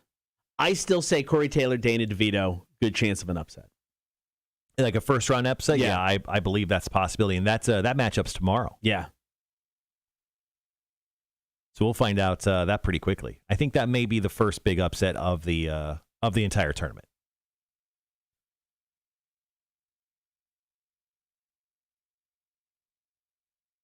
All right, got under 3 minutes. If I had to guess right now, if I had to predict a Final Four, oh, man. I think Bill Murray beats Ryan Reynolds. I think it's Bill Murray. Oh, man. Betty White. I think Betty White comes out of that side of the bracket. I think Robert Downey Jr. kind of has, I think he's got the best path to the Final Four. And then, yeah, Keanu. I think it's Keanu in the Final Four on the other side. So, Cotter, I found this great story. It may be a story we bring up tomorrow on the show, but Pizza Hut has responded to a customer who is not thrilled with a supposedly suggestive label on a ketchup bottle in one of its restaurants. The Englishman has made a fuss over instructions that read, shake, squeeze, and squirt. Jesus. People are too sensitive. People are a little sensitive. So Pizza Hut has responded. So a PR rep who probably had a brief "what am I doing with my life" moment while responding to a complaint issued this response that reads, "I can only apologize if you are caused any offense or upset on your recent visit to our hut. Please know it is not our intention to make any of our guests feel uncomfortable. The wording on our ketchup is not meant to cause offense, and sorry if that was interpreted that way. This has been the labeling on all ketchup bottles in our restaurants for some time now, and I can only apologize if this has impacted the enjoyment of your meal." Essentially, they said, get out of here. Go away. I'm sorry that they had to write that. Yeah. Kind of stupid, but kind of funny at the same time. Once again, their ketchup bottle, and I've got a picture here. I'll show it on the live stream here. This is what their ketchup bottles say. Yeah. To shake, squeeze, and squirt.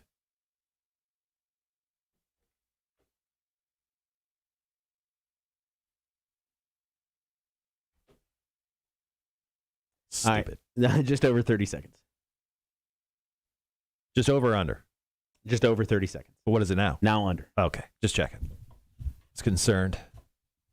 Morning, MK Ultra. Thanks for joining us this morning. What's up, man? Jumping into a quick story about Pulp Fiction, and then we got the Wheel of Florida for you. Wheel of Florida coming up here in less than 10 minutes. All right, guys, be right back.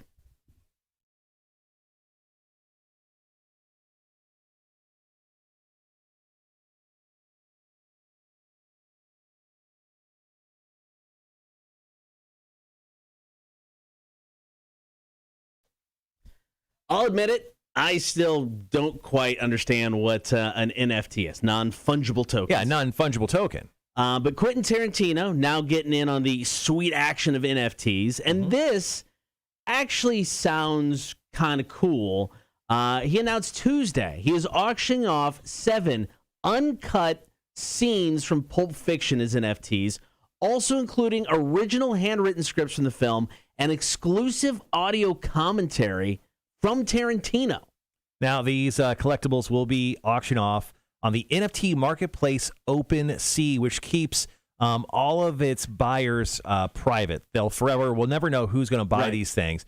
But these things probably will go for a lot of cash because they're such one-of-a-kind, unique collectibles. Yeah, and I mean, typically, I guess, looking into this, if somebody buys an NFT, you know who bought it. Everybody can kind of see it. With the way this is set up is, once, like you said, you don't know who bought it. And I think it's private to the person who got it. so they can decide if they want to show anybody. So, I mean, you're getting some like unseen stuff from Pulp Fiction, and you can be like, no, you don't deserve it. You want to see it? No, sorry. You don't get to. Yeah, and I'm guessing the uncut scenes, is it like stuff that no one's seen before? And it just says uncut. It doesn't say like never before seen footage. So you think that they would sell it like it's never been seen before, but I'm guessing they're like extended takes, right? No, it does say never been seen before. Oh, okay, gotcha. So you're getting some stuff that nobody's laid their eyes on. It's Pulp Fiction, in my opinion, probably still. I mean, it's probably his most famous movie. I don't know if it's best. You can debate that.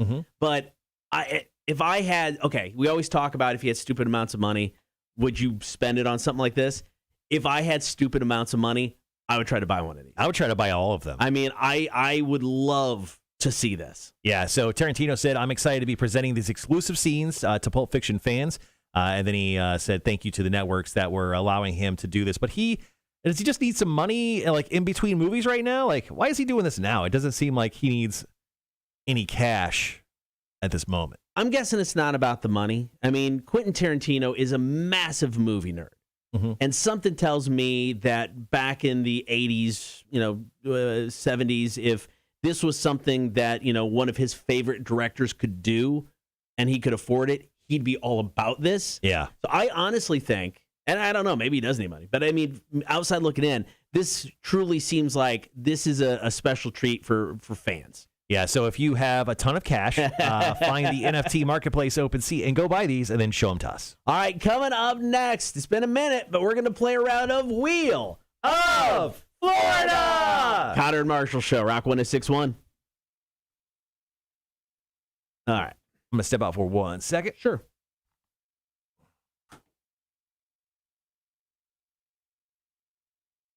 Oh, come on. There we go. Good morning, Mike. Cam, that's an excellent question. Why are you using ketchup at Pizza Hut? That is an excellent point. If you're putting ketchup on, and I love ketchup. I'll throw it on stuff. Putting ketchup on pizza, there's a problem there. And don't tell me tomato sauce, the sauce, and the pizza and ketchup are the same thing. We know they're not.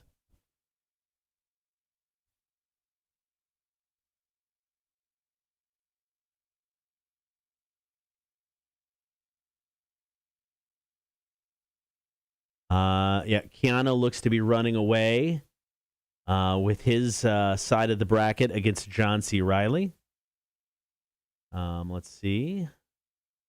Dave Grohl looks to be leading so far against Seth Rogen. Yeah, once again, I don't know why I'm so invested in Dave Grohl winning. I just am. Simic, I agree, man. Ketchup on pizza. Ew. There's no good in that. My brother, though. My brother literally will put ketchup on absolutely anything.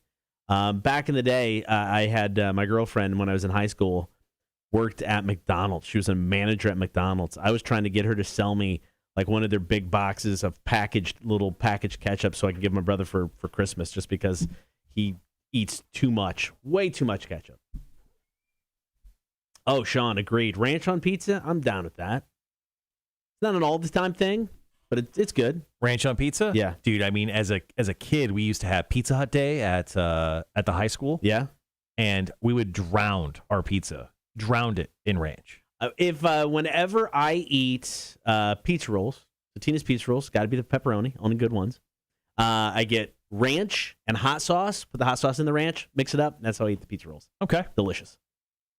Now, I'll be back.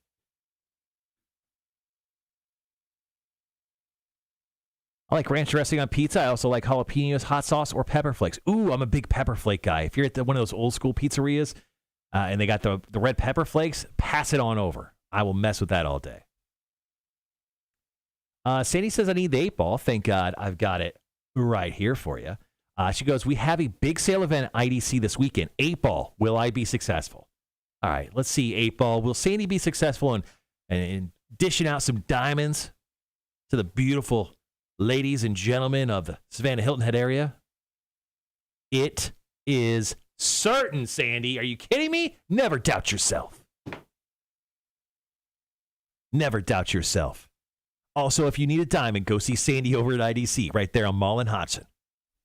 She'll give you a diamond. She'll also ask for a credit card first, but most likely, she'll definitely, most likely, give you a diamond first. All right, so Mac should be showing up here, hopefully, in the next 15 minutes or so. Do another edition of Chicks on Dudes. Oh, my God. Mac is here already? What is this, our birthday? Speaking of, my birthday's in 5 days. What did you get me? Yeah, the chair. It's the best guess we've had all day, so. Sorry, we're going to do Wheel of Florida here in a second, Mac. Hold on, let me.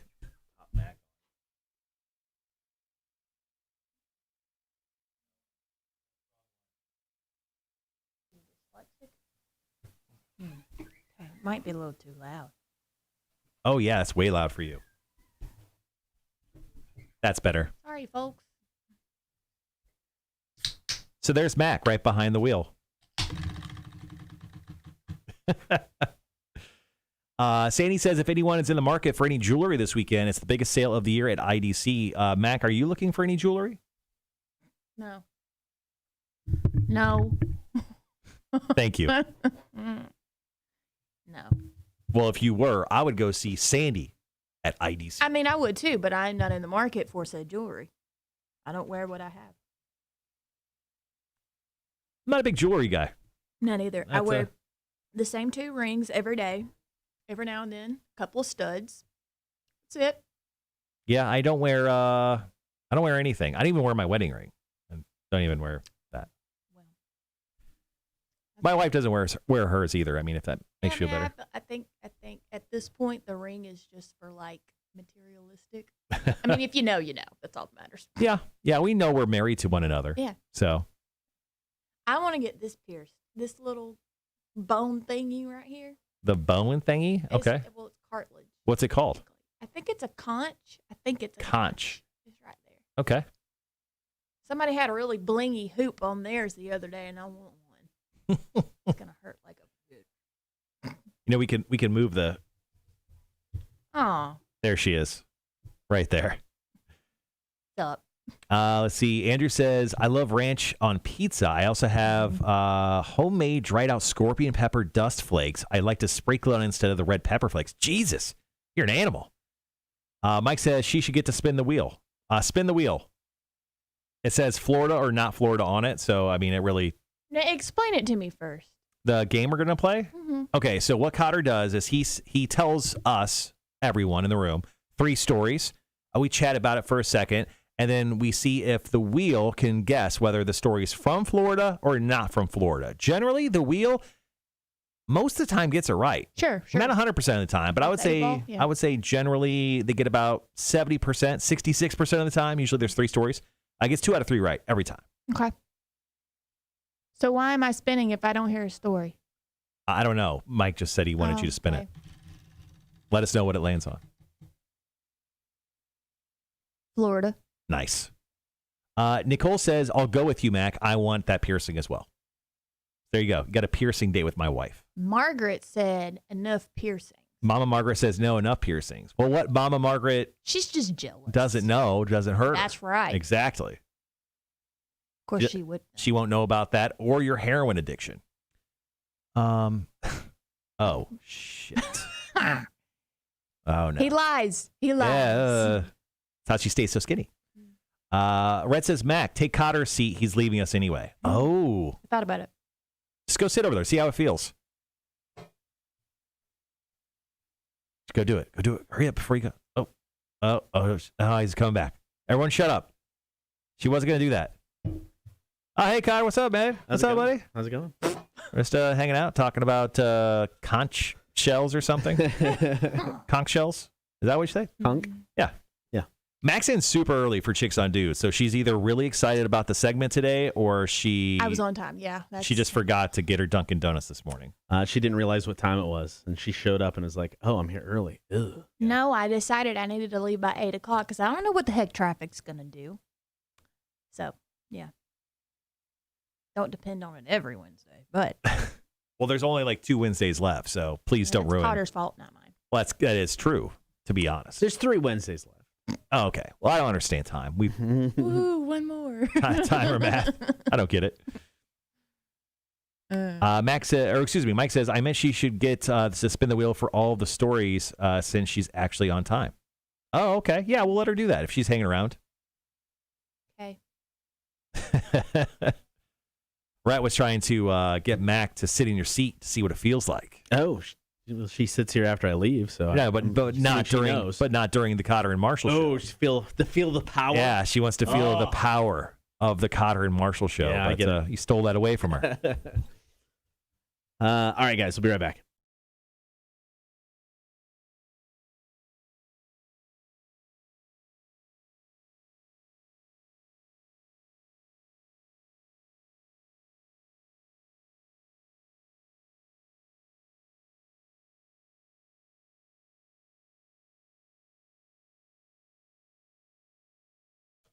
Ladies and gentlemen, it is time to play Wheel of Florida. We got 3 stories, all involving stupid criminals. Did they take place in Florida? I don't know. Okay, I do.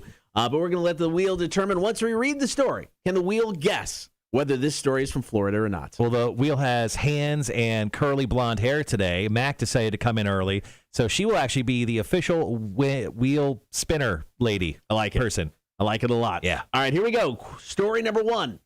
There's a handbook for criminals. One very important piece of advice would be don't leave anything at the scene that people can trace back to you. And definitely don't leave a trail. Well, Dewey Smith did not Great name. get that memo.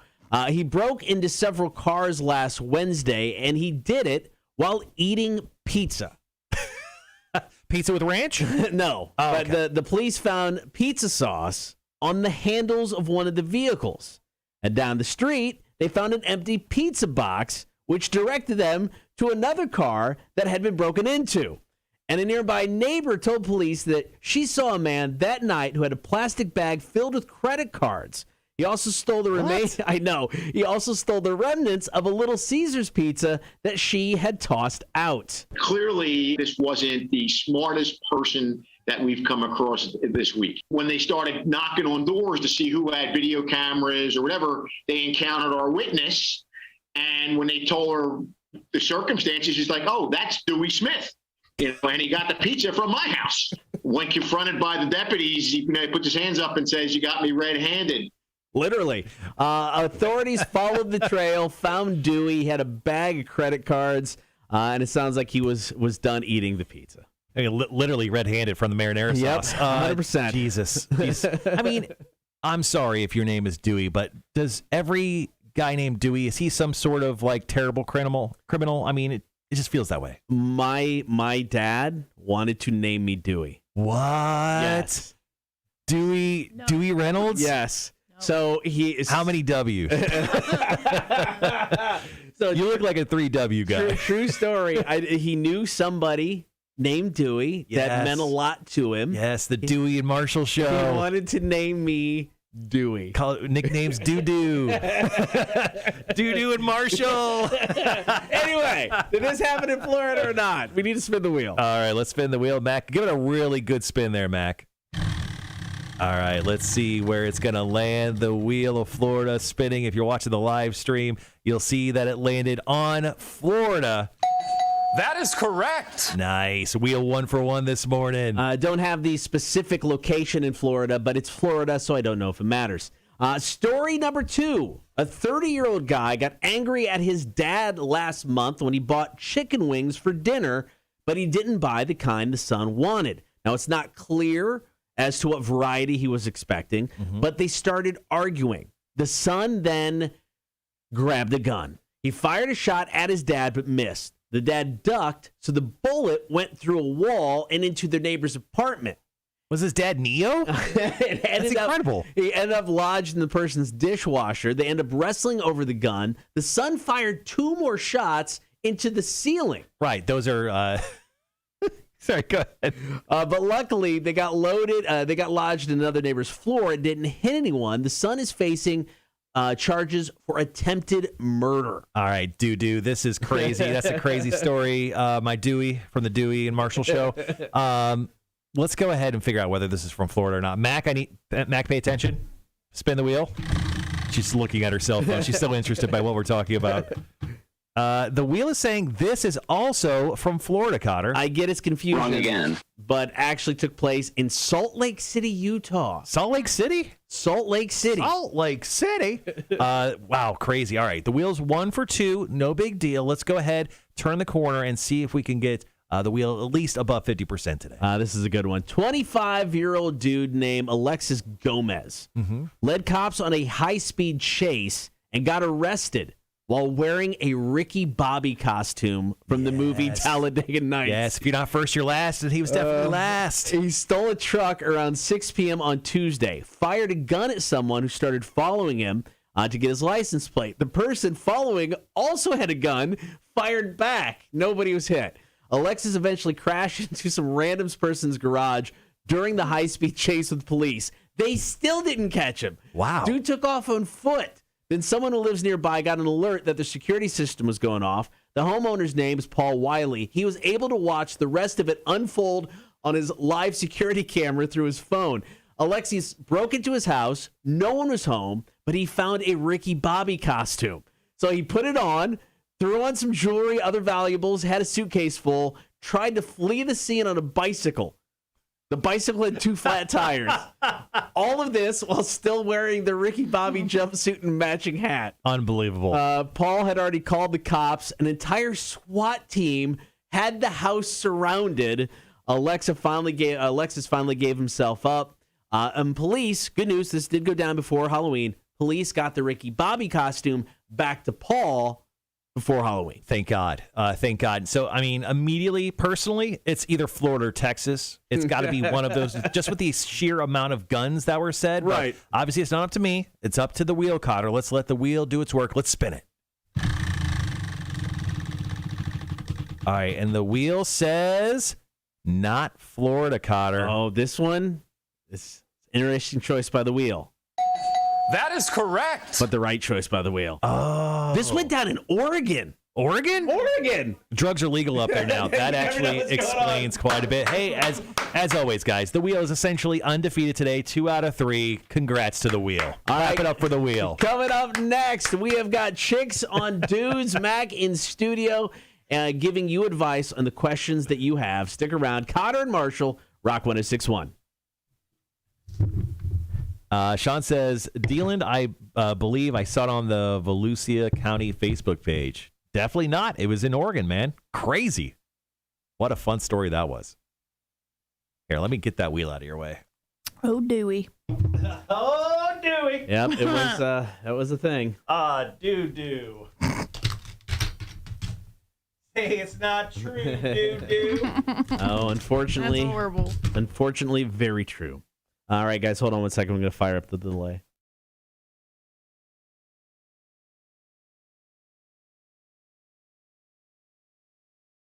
All right, there we go. You're very aggressive with that tape, sir.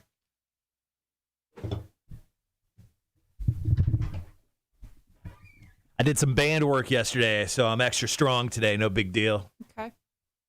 Cool. Did you do CrossFit yesterday? Nope. Oh, no. Didn't do it Monday either. Are you off the CrossFit train? No. Are you taking it off for the wintertime? No. I'm just doing it 3 times a week this time because I need money. And it's cheaper to just do it 3 times a week. Oh, do they charge you per session? I thought that it was like a monthly It's a type. monthly. Oh, is it? Yep. Wait, so why is it cheaper than if it's a monthly fee? Why don't you just go like 7 times a week or whatever?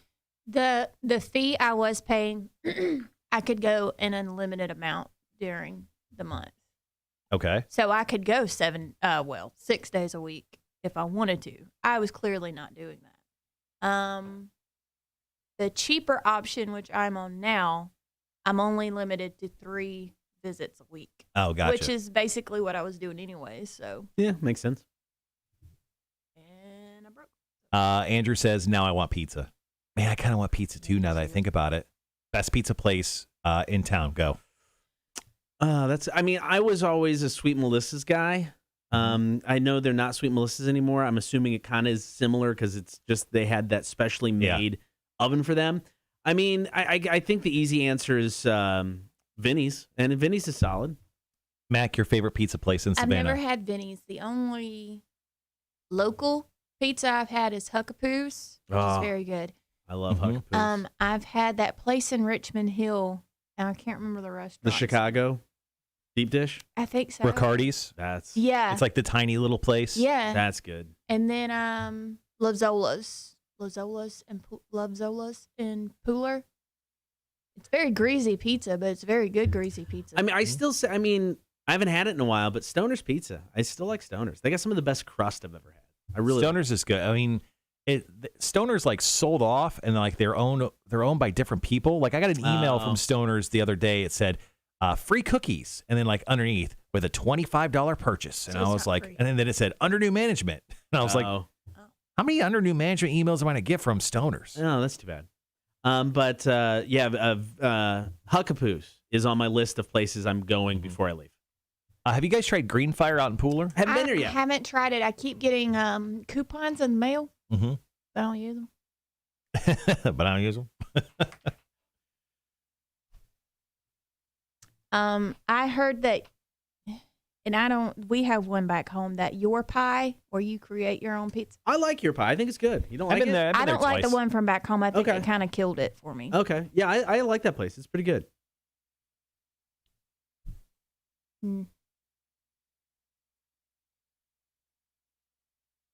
I've heard, is it Zoner's Pizza up in near Atlanta was pretty good, but that's not local, so why am I talking about it? Juana says Your Pie is definitely good. Cam says PS Tavern has pretty good pizza. I can't confirm that. I've had PS Tavern. I think I've had there, yeah. I love PS Tavern, but I live nowhere close to it. I mean, they're right on Bay Street, so it's like, I have to 1,000,000,000% want it to be motivated to go grab it. I love their pickle shots. Yes, you do. They're so good. It'll beat your ass. What a lady. What a lady. We got about 5 minutes. Andrew says, I like Blaze better than Your Pie. I've heard Blaze is really good. There's one down in Jacksonville he mentions. I haven't had there. But they're a national chain. They've been around. Yeah, Huckapoo's, I always get a slice of pizza, and then I get their just house salad, whatever it is. It is the best just basic salad I've ever had at a restaurant. Wanda says Stoner's calzones are the best. They are really good, but if they don't cook them right, they're kind of terrible because they're too doughy. They're extra doughy. Okay. So, the last time I got a calzone from Stoner's, it was like literal like half dough, and I'm like, this is sort of disgusting. Yeah, I get that. Oh, half dough. Good old half dough. All right, let me find the Chicks on Dudes questions. Oh, I need to tell y'all the story about Jake and his Cincinnati hats the other day. So he was saying, hey, do we like the Cincinnati Reds hat or do we like the Cincinnati, is it Bengals? Yeah, Bengals, the football team, yeah. I said, which one are they, the Reds or the Bengals? He looked at me like in total disgust. And he said, one's the football team and one's the baseball team. I said, okay, I don't know. I said, well, you already have Cincinnati hats, right? He said, yeah. And I said, okay, how many football do you have and how many baseball? He said, I have a lot of baseball ones. I said, okay, get the football one. He said, and then he acted like a child and got mad at me. I was like, I'm sure you asked me a question. He's also a man who, child. Well, he's a man-child. I mean, he loves like three things in life. Power Rangers 1, Chicken Nuggets 2, Cincinnati Reds / his wife 3. And it's kind of like that. That's in Jake that Thompson order. in a nutshell, in that order. I mean, I think if he was listening, which he never does, because he's banned from the show, but I think he would probably agree with that. Yeah. I keep telling him that's a clarinet. It's not a flute. He's really up. He yelled at you for that yesterday. Yeah, he did. Let's see. Sean says Old World Pizza in Inner Grove Heights, I'm guessing that's Minnesota, has great pizza, buffet for lunch. Wanda says, I've been in Savannah for a very long time. I've never had Huckapoo's. We just don't go to Tybee. Huckapoo's is definitely worth the trip. Mm-hmm. Plus, they got like a bunch of like weird tiny shops in their parking lot, which you'd never expect until you walk in. You're like, what are all those shacks for? They got a really good hot sauce. You got a hot sauce one. Place right there, yeah. Red says, changing subjects. Marshall, have you seen the Morbius trailer? I have, and I thought it was pretty cool. Yeah. I thought it was pretty cool. It's connected to the Venom films. They make an obvious connection to Venom. So I thought it was kind of neat, man. I'm excited to see what they do with all that. Mm-hmm. I'll definitely go watch it. I think it comes out. When does it come out, Mac? Early next year? January? Yeah, once again, that one, don't care. Andrew says if you ever make it down to Jacksonville, check out V Pizza. Andrew, I've been there multiple times. It is fantastic. It's right across the street from where Ardwolf Brewing Company is. It's a great night when you get hammered drunk off of Ardwolf and then walk across the street and get yourself some pizza or big-ass sandwich from V Pizza. It's awesome. Speaking of Marvel movies, Eternals is like the first Marvel movies not to be is like certified unfresh or whatever. Yeah, it's considered rotten right now when it comes to scores. Mac, you're going to see Eternals this weekend, aren't you? I might on Saturday. I might. You might? I might. You're a big-time Marvel person. I'm kind of surprised. I know, but I've got my COVID booster on Friday. I don't know if I'm going to be worth a darn on Saturday. Yeah, you're going to die. Got about 2 minutes. So, yeah. The COVID booster knocked my wife out for an entire day. Ugh. So, yeah. Lindsay says Moondoggy's Pizza in Brunswick is top-notch. Where's Moondoggy's Pizza at? Brunswick. Oh, it's Brunswick. I thought it said Berwick. That sounds good. Chris says there's one on Jack's Beach as well. I'm guessing you're talking about V Pizza. Sean says Black Sheep coal-fired pizza got one of the highest ratings from Dave Portnoy on one of the Bites pizza reviews. Huh? Where's Black Sheep? I'm guessing another Minnesota spot. Andrew says I'm scared to get the COVID booster. The first 2 shots kicked my ass. The first shot did nothing to me, and the second shot gave me like the lightest of dull hangovers. And then I got the booster and same exact thing. Yeah, I didn't get any negative side effects. I haven't got the booster yet, but I haven't gotten any negative side effects. I was very tired after the second shot. And then, so I'm thinking it's going to be the same thing this time. I think it affects females differently than it affects guys. Of course it does. Yeah, it just seems that way because every woman that I've ever talked to that has had the vaccine is like, man, that second shot is a kick in the pants. And I'm like, yeah, it just felt like I just like drank too much the night before, but like I felt fine. Everyone else was like bedridden. So I talked to my mom, shocker, on the day that she got her second shot, and then the next morning I called her and she was like, "Hello." I was like, "Oh God." All right then.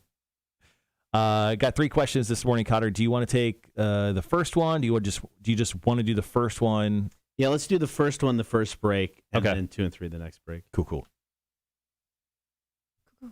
No. All right, guys, be right back.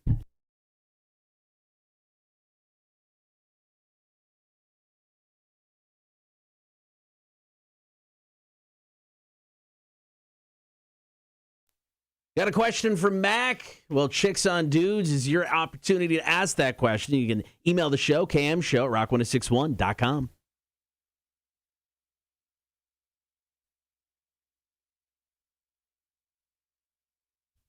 Good morning. Thank you for hanging out. Cotter and Marshall Show. Hop on that stream. Very lively this morning. Facebook, YouTube, and Twitch, as always.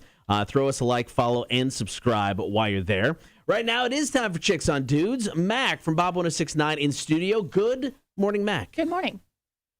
Good morning, Mac. Morning. Sorry, I forgot. I was gonna what you I told you I was off today. I'm off today. I'm living in my own world. I'm living in my own world, man. All right, this is where you can ask Mac a question. Maybe you don't want to ask somebody face-to-face. This is your opportunity to do so anonymously. You can email the show, kmshow@rock1061.com. Mac, are you ready for question number 1? Let's go. It's a weird one. Good morning, chicks. What does it mean if a girl bites me? Ooh. It goes on.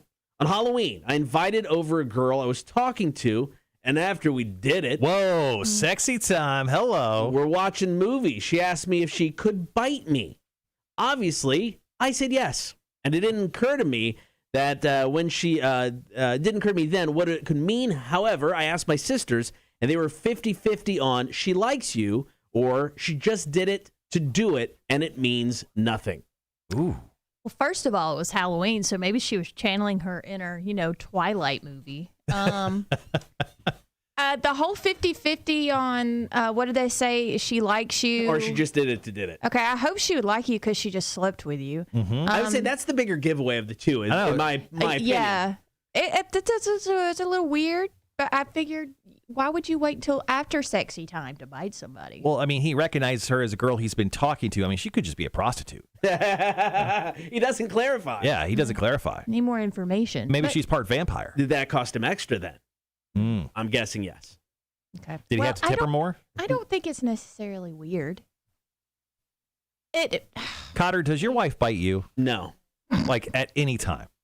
Well, when's the last time she bit you? I don't know. Not where you're thinking, but like a regular bite. She just playfully bites you. Oh, Cotter, or sorry, Dewey, let me bite you. Like, come over here, you hunk. I mean, sure, maybe in the moment, but nothing like, nothing. Randomly say. Yeah, no. I mean, I don't know. It's weird that she asked, but I mean, I would say I would chalk it up more to it being Halloween.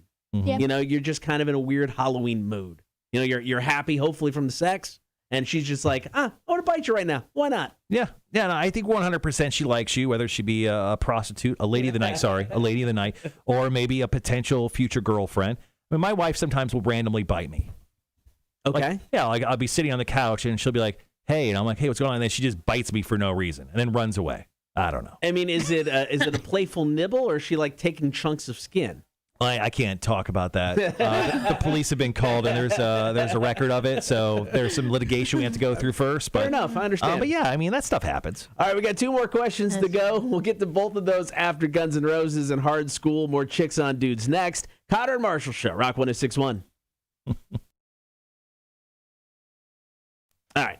Steve had a great question. Did she bite his ear off like Tyson? Oh, that is a great question. That's a different situation.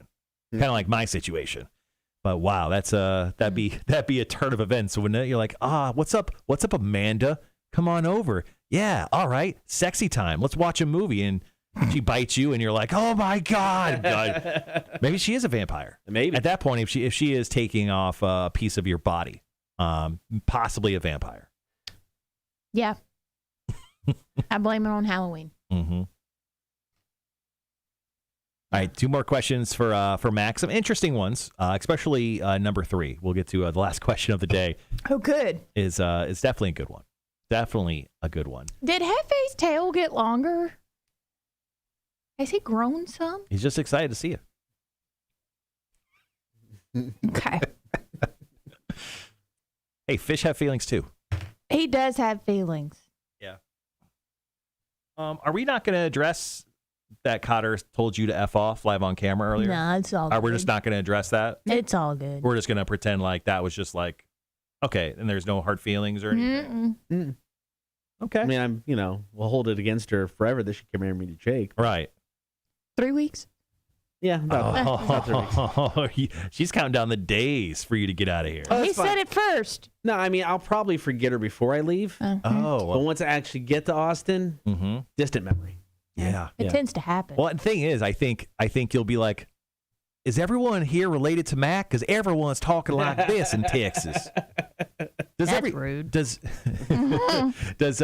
you think everyone in Texas has an accent? No. You've been there a bunch of times. No, they do don't. they have accents? Yeah, there is some, but not everybody. Like they have the twangy, like this is. I mean, Austin is such a major transplant town anyway. I mean, it's grown drastically over the past 20 years. So, I mean, a lot of the people are still are just relatively new, So, no, I mean, you get it, but you don't. It's not overwhelming.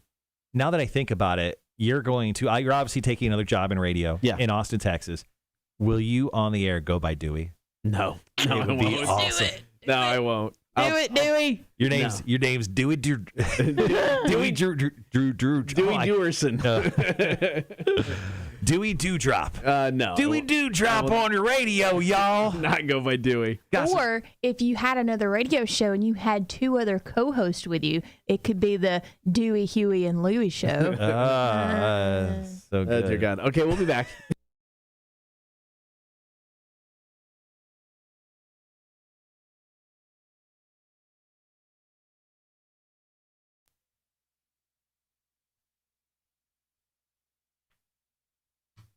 It is Chicks on Dudes, your chance to ask Mac a question. A question maybe you wouldn't want to ask somebody face-to-face. Your opportunity to do it anonymously. Drop us an email, kmshow@rock1061.com. All right, question number 2 today. Mac goes like this. Okay. Hey, chicks, What is the number one most attractive thing a guy can do?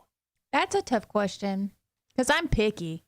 We know. What's the sexiest thing a gentleman can do walking up to you for the very first time? What's the sexiest thing you could do? I don't know how. I don't know how to answer that. Say roll tide. Oh, that'd be good. How about that? It's not a big deal. What if not initially? I mean, I can tell you what not to do. Okay, that's not the question, though. I know. What's the number one most attractive thing a guy can do? I mean, is don't be weird. Right, short shorts. No. Okay. No chubbies. No chubby. I have a cousin that wears those at Christmas. Well, okay, time. so you call the shorts chubbies? You're not calling his penis a chubby because no, the shorts are called chubby. It'd be weird that you'd be referencing your cousin's penis on the radio. Exactly. Thank you, Marshall. I've just never heard of them referred to as chubby. I mean, I am from the Alabama-Georgia line, but hello. I'm not.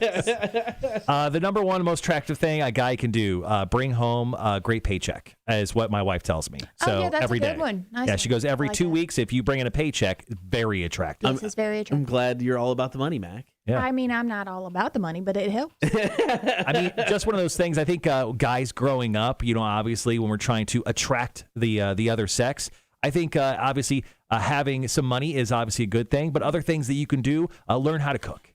If you can make a great meal of food for a lady back at your trailer, I think she would ignore the trailer and possibly get busy with you. What's that supposed to mean? Do I live in a trailer? Well, you've been known to live in a trailer. No, I have not. You're from Alabama. Okay, and? I just thought only... That does not mean I've lived in a trailer. My grandma did.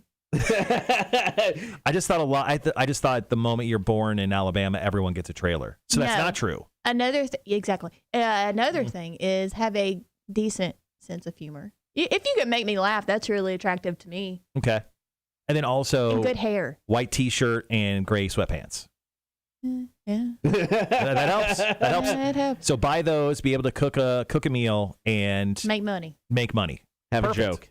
Have one joke. One good joke Just involving one. clowns. Just one. All right. And don't get it from Tim Finley. Well, dear Lord. One more question to go. Morning, Cotter, Marshall, and Mac. I just got my nipples pierced. Oh. I was drunk. Is there any other way to get your nipples pierced? Should I keep them? Do chicks like these things? Or did I just make a big mistake? I mean, in my opinion, personal opinion here, you made a big mistake. So you don't like pierced nipples on dudes? No. No? That's weird. Even just one? Or is it the No. both that freaks you out? Both. What if it was like a very small piercing, like a little barbell? No. I mean, not like these huge loops or Gives anything. you something to tug on. No. Yeah. No? No. What if you want him to follow you in a mall? How else you do it? Will you say his name? No, you run a chain through those things. You just drag them. No.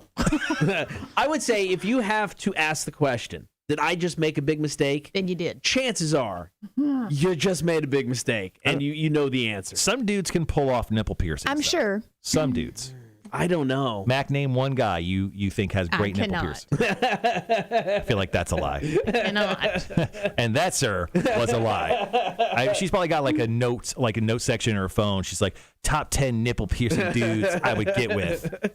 Yeah, it's in my Bible. Oh, wow. That's a weird place to keep it. All right, there you go. Chicks on dudes. If you got a question for Mac, hit us up with an email, kmshow@rock1061.com. Coming up next, we got Marshall's Music News. Cotter and Marshall, Rock 1061.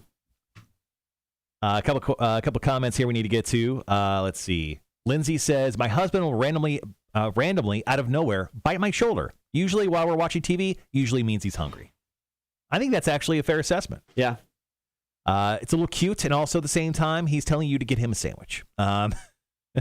Charles says, so where was the bite? If he is cursed with girthiness like some of us, he might have confused her being toothy and not a bite. I don't like it. She still don't like it.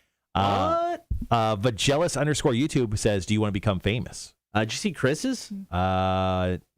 John Moxley is apparently going into rehab. Oh, yeah. I saw that this morning when I woke up. Damn. Yeah, John's going into rehab for the good old alcohol. Hope he does okay, man. Yeah.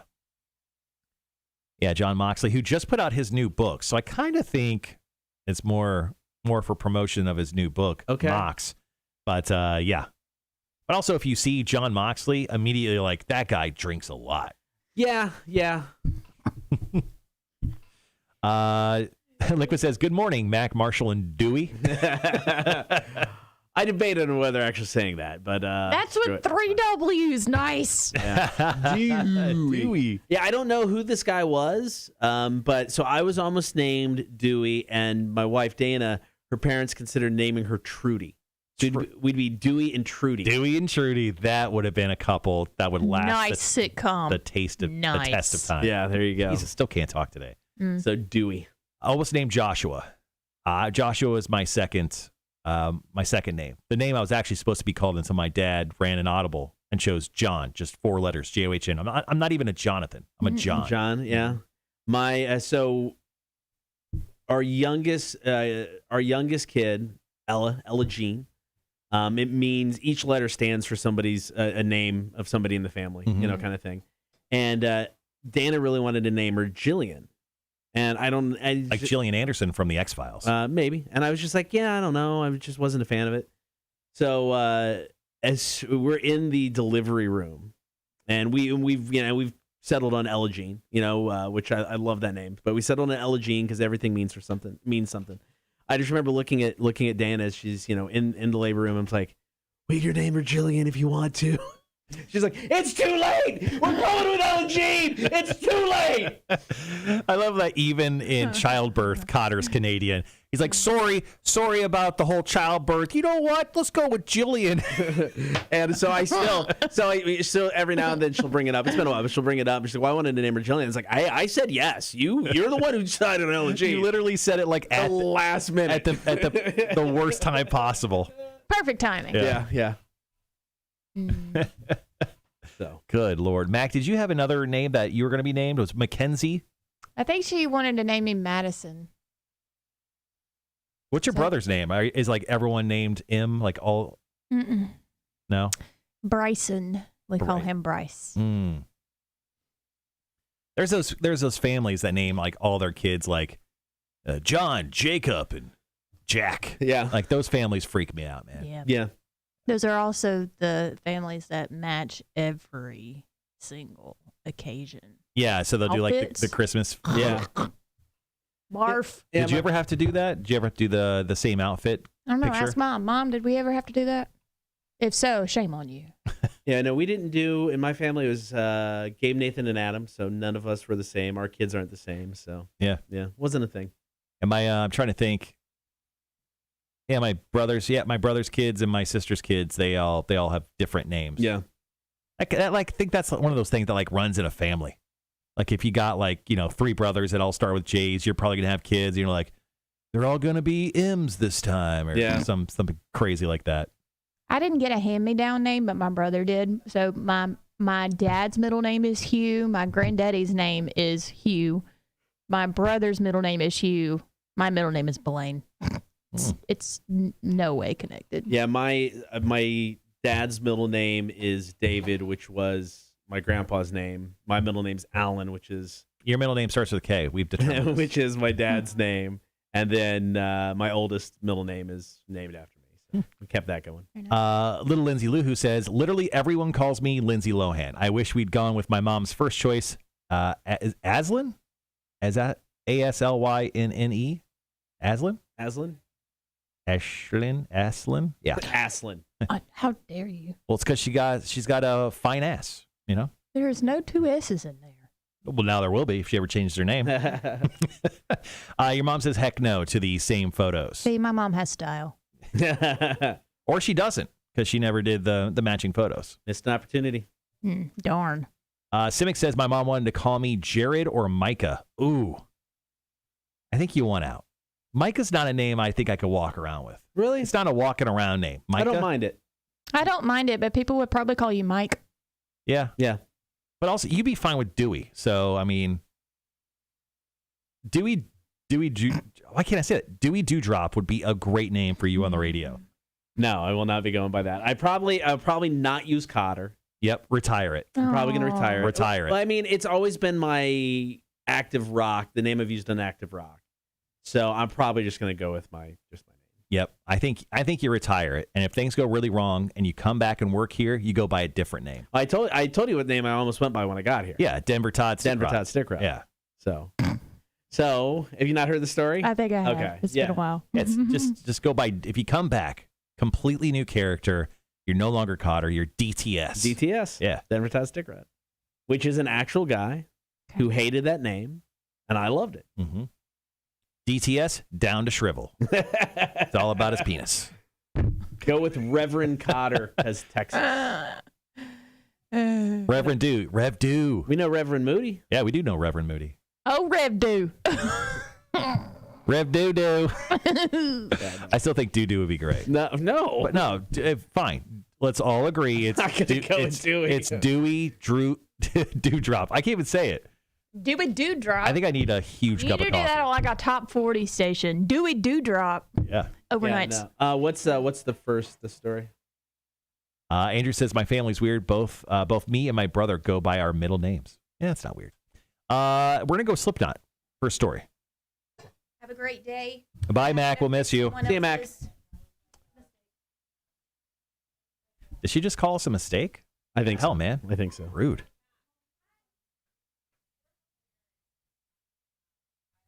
Oh.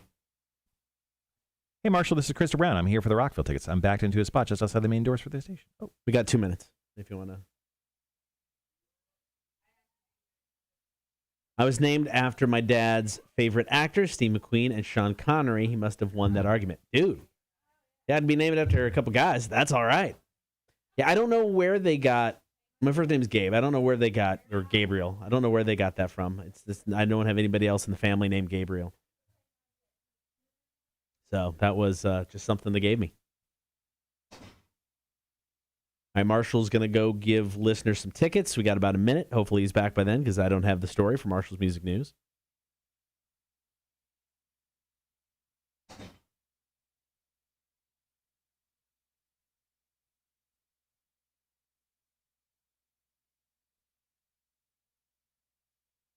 All right, we got 1 minute to go.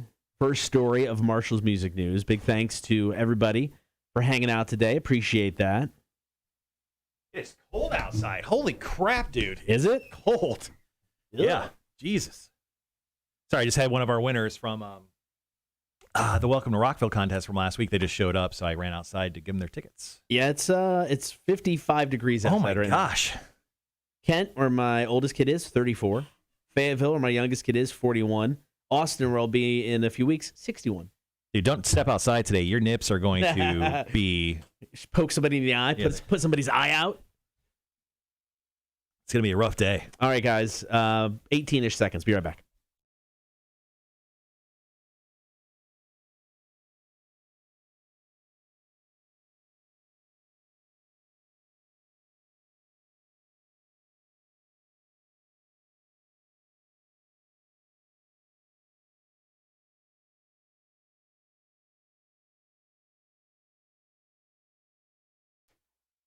Good morning. Thank you for hanging out. Getting into it now. Little Marshall's Music News. So Slipknot has launched a mysterious new website containing what appears to be snippets of new music. So if you go to their official website and click on the first banner that reads, "Read all about it if you want to know, ... It'll take you to a new website called thechapeltownrag.com.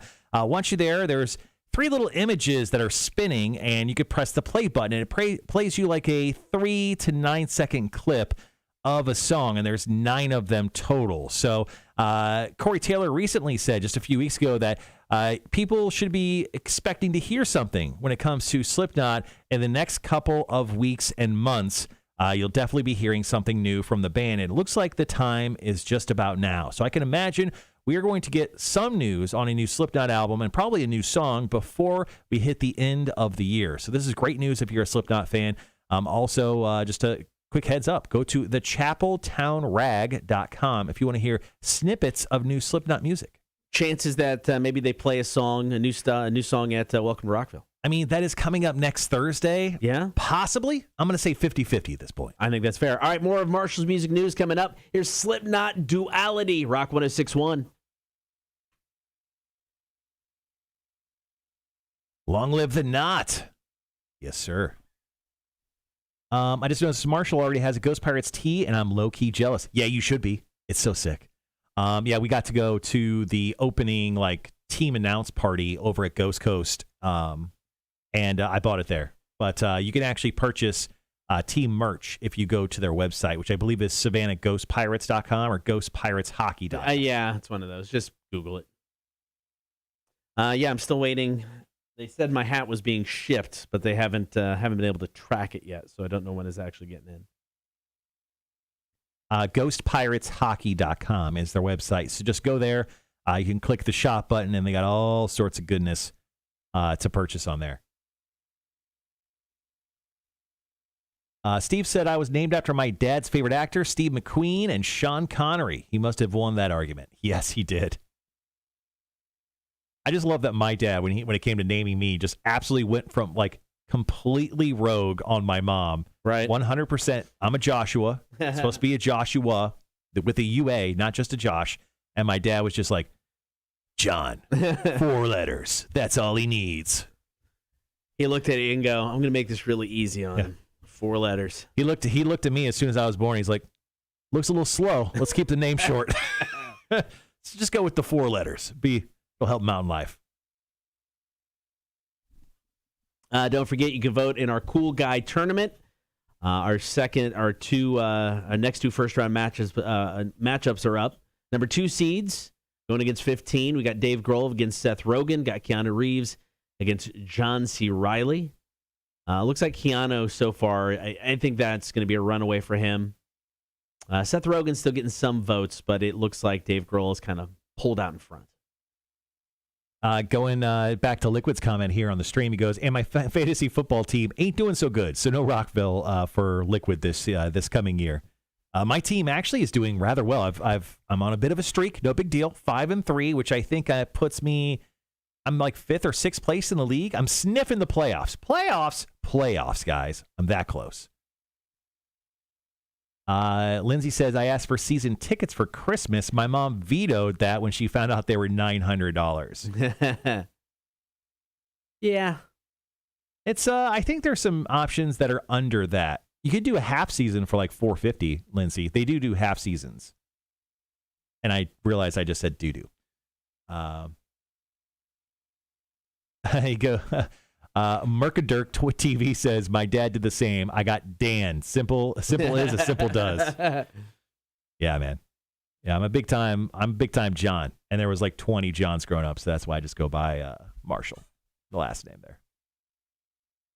All right, guys, 20 seconds. And the most generic name ever. We'll be right back.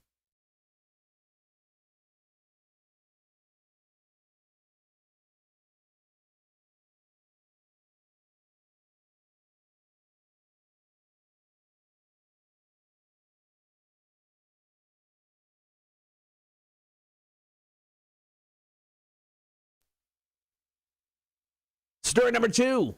It's Marshall's Music News. So, Motley Crue bassist Nikki Sixx has revealed he's planning to release a children's book in 2022. He said, me and my wife are working on a book about this little girl who goes on all of these countries in her imagination. She goes to Africa, and she has this little African boy or girl teaching her about that culture, or she goes to England, and then she goes to Wyoming and learn about horses, then goes to Japan and learns about the food and culture. This is a great idea, and it will come out next year.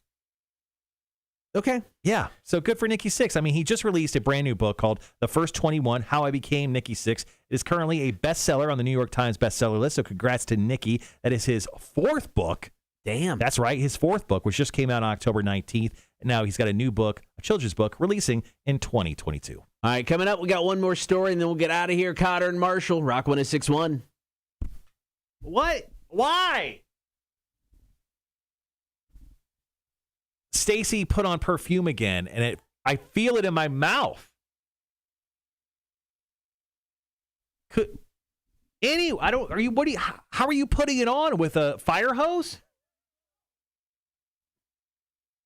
Yeah, it is kind of strong. It is outrageous in here. It literally landed in my mouth when I was talking on the radio, Stacy. What the fuck? Why do you do this to me? Come on, man. I thought we were friends.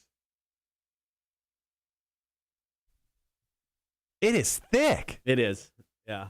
You know how you ever walked outside and the mosquito helicopter flies over you? Yes. And like 5 minutes later, you're like, oh my God, what's happening? It's that exact feeling. Oh my gosh.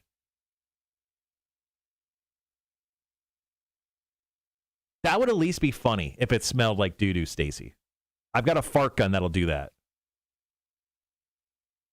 If this happens one more time, Stacy has to come in here and she has to take a shot of liquid ass from the Fart Launcher 3000. She has to take a shot of Malort. And a shot of Malort at the same time. Well, I mean, I can make anybody drink that stuff. I think a shot of Malort's good.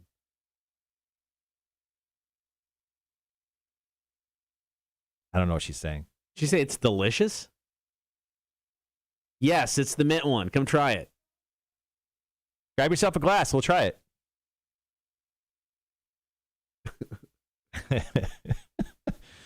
Charles says, what is Stacy's job at the station? Stacy is the program director of Hot 98.3. So Stacy does like the programming logs, and she's also on the air. What does she do? She's afternoons on Hot 98.3. So she does that. There's some other stuff too. I'm probably just missing it.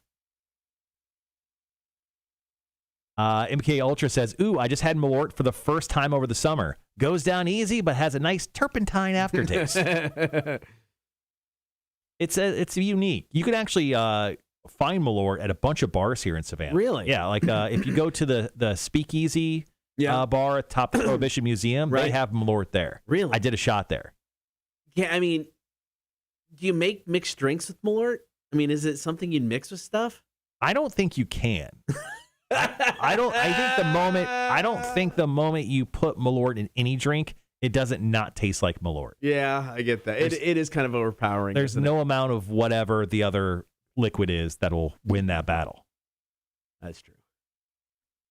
Malort's kind of like venom. Like once you pour venom into a glass, everything turns venom into that glass. That's the type of situation with Malort. Andrew says, I think I saw Stacy at my sister's wedding this morning. Wasn't sure, so I decided I didn't say anything. What? This morning? Wedding? Are you stoned right now? NK Ultra says you can make a Chicago handshake. It's a Boilermaker with Malort and Old Style. Oh my God. I kind of love that idea. Last day? I think I have a couple cans of Old Style left at my house, too.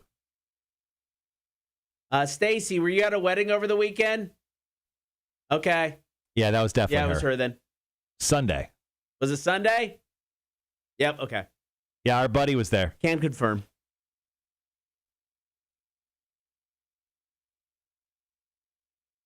He said he was too terrified to actually come up to you.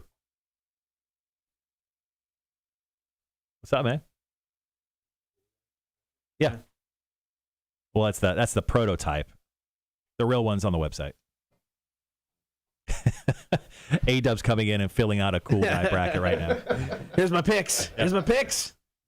I think we should have done that. We should have had a $20 pool to figure out who's going to actually win. We can still do it. We only have 2 winners so far, and it's the obvious. They're the obvious ones. Yeah, our number 1 seeds have moved on once again from the Cool Guy tournament. You can see the full bracket over at rock1061.com. I think if I do this right, there it is. I dropped the link so you guys could check it out just in case you haven't already. We have a lot of cool guys. Mercadirk TV says, I recently just moved to Germany, but I'm coming back around Christmas. Maybe I should bring the German alcohol delicacies back with me. Yes, that is 100%. Please, with sugar on top, hit us up. Cotter won't be here, but I will. That's true. Yeah, I'll definitely be. I'll be around. Marshall and A-Dub pounded drinks from Germany. What we'll be doing, I'm not for sure at this point. Yeah. Dolly Parton's badass, dude. Maybe we should get Dolly Parton. Okay. We got nobody else. 2 things. I mean, she has done a lot of good in her life. I mean, she's, given money, and it doesn't make a big deal about it. Plus, let's be honest, growing up as a kid, some of the first boobs you ever noticed. You didn't have a choice. That's what I'm saying. They were like right there. So you're saying because of Dolly Parton's all-time boob status is the reason why we put her on the... No, did you hear what I said first? No, I block out most of what you say. She did all the good work she does. Oh, yeah, she does children's hospital stuff, Yes. you know. She got a boob reduction, and they were still the same size. What? Yeah, Dolly Parton is tatted up, yeah. Got him in all over. That's why people thought she had That's now she says that is not true. no, she doesn't have sleeves. She's got tattoos, but they're not. Yeah. Yes, it does. What if Dolly Parton just had Dewey tattooed on her arm? Just the words Dewey. You don't know about our past. Have you ever seen Dolly Parton? Like, have you ever been near her presence before? No, I haven't. Did you guys hear the story about the president? Get on the mic. You can't just talk to us and not get on the mic. Get on the camera, Did too. you Jesus. hear about the president and the Pope when they met? Which president? Or is this one of Tim's jokes? Okay, go ahead. It was our current president, and apparently he shat himself. What? Yeah. Because he was so I overcome got a by the picture. Lord? I don't know. You got a picture of it. That he had a nice long. Joe Biden pooped himself when he met the Pope? Oops. I pooped myself. I'm not going to lie. I probably pooped myself when I met the Pope, too. I don't know why you don't have him on here then. The Pope. The Pope? Not the president. Yeah, well, I don't know. He's not great with the phones, I've heard. Big day in politics yesterday, too. You didn't notice? I didn't notice. Virginia went Republican. Virginia went Republican? Good for them. Crazy. Good for... What's Virginia known for? Coal, right? What else is Virginia known for? I don't Their fine trees. People like Virginia that live there. Yeah? Quick Google. Stacey also likes Ohio, which doesn't, really mean anything. That means absolutely nothing. Zero. All right, what is Virginia known for? Since Virginia was the site of the first permanent English settlement, the state is known as the birthplace of a nation, as well as the mother of presidents. 8 Virginia-born gentlemen succeeded to the highest office in the land, including 4 of the first 5 presidents. That's like all the people who claim that they opened the first bar in the country. Too. Virginia is known for the Appalachian Trail, oysters, presidential homes, the Arlington National Cemetery, Dirty Dancing, hello, Oh, yeah. wild ponies, don't know exactly what that means, unless it's the literal animal, Chesapeake Bay Bridge Tunnel, and Brunswick Stew. I did play golf, fun fact, at the golf course in North Carolina where they had the gathering for that movie that you were just talking about. Dirty Dancing. Mm-hmm. It was interesting. Virginia is also famous for the Shenandoah National Park and the numerous lakes it houses within its borders. I can't think of one reason to go visit Virginia now that I read that. I mean, I've been there because we went to D.C. Yep. It's the only reason Northern I've been to Virginia Virginia. is right next to D.C. Lots of people live in Northern Virginia and working. Yep. That's we stayed at we went with the Hinces, and his dad and mom lived in Virginia, and we stayed with them for a bit. Have you guys ever seen The Wild and Wonderful Whites of West Virginia, the movie? I've heard. Can't say that I have. So it's a documentary. It's available, I believe, or it was on Netflix at one point. It's on Vudu and Amazon Prime for free. But it's about this backwoods family, and it is incredible. It is one of the most, like, when you think of, like, out there documentaries like Tiger King and stuff, this is it's like the most dysfunctional family in the history of families. And they're one of, like, the original families from the area. So they're, like, really backwoodsy. It is wild. And it's Is it a documentary? It's a documentary. Okay. It's an hour and a half. It's called The Wild and Wonderful Whites of West Virginia. Watch it. Yeah, MK Ultra saw. He goes, the movie's incredible. They make moonshine in West Virginia? Yeah, I think so. Our very own Billy's from West Virginia. She probably, knows the story well. West Virginia, yeah. Wait, there's 2 Virginias? Where's East Virginia? What are they known for? Oh, man. Hey, we got a manager's meeting today. That would be the left side of Virginia. Oh. Wait, west or east? I'm just going to say it's the left side for you. Okay. No, that works. What are we talking about in our manager's meeting today? You want to go over anything publicly we want to talk about? No, looking for salespeople and planning 2022. So, yeah, it's a lot. So if you could sell radio, hit us up. Or digital. If you're a marketing person, or talk to people, or walk, breathe. Oh, man. How's your status of living? Are you alive? Are you alive? Come on in. I'll teach you how to make money. Charlize Theron. We were just talking about her in the golf movie. What was that? Legend of Bagger Vance. I've never seen that. What a great movie. Liquid says, I could sell anything, but you can't afford me. But it's funny because he misspelled afford, so. I mean, honestly, I bet you we could. Affordability. I've never seen The Legend of Bagger Vance. Good movie. Best golfing movies of all time. Happy Gilmore. Caddyshack. Happy Gilmore. Caddyshack's the best. Is there another one? Legend of Bagger Vance is great. I would say those two are it. Caddyshack and Happy Gilmore. Caddyshack's still. Happy Gilmore is hilarious. Here's some other golfing movies that I'm sure you guys know. The Greatest Game Ever Played. Great movie. Awesome movie. Tommy's Honor. Nope. Not a clue. Never heard of it. The Short Game. Nope. Never heard of it. Tin Cup. Tin Cup. I like That's a Tin good Cup. one. Tin Cup's good. Tin Cup was good. 7 Days in Utopia. No. That's what happens when you hit the ball in the water 6 times. And you're like, I'm just going to Tin Cup this. The classic featuring Katharine Hepburn and Aldo Ray, Pat and Mike. Yeah, still. No. No. How about the absolutely incredible movie featuring Big Boy, local Savannah boy, called Who's Your Caddy? Remember that one? Nope. No. Me neither. Came out in 2007. Yeah. It's available on YouTube. Tin Cup, Bobby Jones, Foursome. Hilarious. Hey, what site you looking at? The Googs. Caddyshack 2.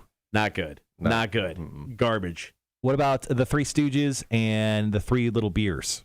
That sounds like a great one. Everything the Three Stooges did, I can watch on Three repeat Stooges are forever. But I always forget about Tin Cup. But it honestly is a really good movie. Don Johnson plays the a-hole. Kevin Costner, Cheech Marin. Yep. What's the chick's name? I can see your face. Yep. Wait, which one? Tin Cup. Tin Cup. Hold on, let me look. Kevin Costner, Rene Russo. There we go. Yep. Don Johnson, Cheech Marin. Cheech Marin was in it? Yeah.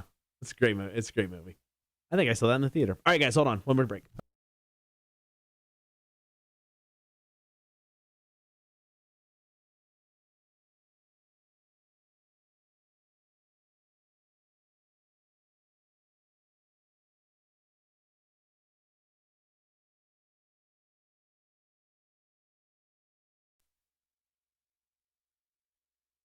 All right, before we're out of here, one more time, Marshall's Music News. So Alice Cooper is back on the road once again in 2022, kicking off a tour January 28th in Cincinnati. There's only about 10 dates on it, but one of them are right here in Savannah, a Saturday night at Johnny Mercer Theater. Tickets are on sale this coming Friday, and we're giving away tickets for the rest of this week inside of Are You Smarter Than a Community College Dropout Trivia, which happens right around 7:30. You have your chance to win those tickets and Joe Bonamassa tickets. But we're excited to see that Alice Cooper is going back out on the road. Now he's going to finish up this small tour with an appearance at the Monsters of Rock Cruise happening down in Southern Florida, February 9th through the 14th. So at least Alice Cooper, he always likes to get his tour dates in early in the year because he golfs for the rest of it because he lives in Arizona. So, he's got to get the work out of the way so he can afford all the golfing in his older age. All right, coming up on the show tomorrow, going to talk to the big guy to break down another weekend in the NFL. I'm going to get quizzes in the face and more with our Cool Guy Tournament. Don't forget, you can vote right now. Another set of first-round matchups. Dave Grohl taking on Seth Rogen. Keanu Reeves versus John C. Reilly. Vote on the Rock 106.1 Facebook page. Thank you guys for hanging out. We appreciate it. Talk to you tomorrow at 6. Cotter and Marshall, Rock 106.1. Yeah. All right, ladies and gentlemen, thank you so much for hanging out with us today. Lots of stuff on the show tomorrow. Yep. Cotter, any advice? Any advice for everyone today? None today. None today? Drink some water. Yeah. Drink some water today. Hydrate up. We got a long week. The rest of the week. 2.5 days worth-ish of the week. We'll see you then.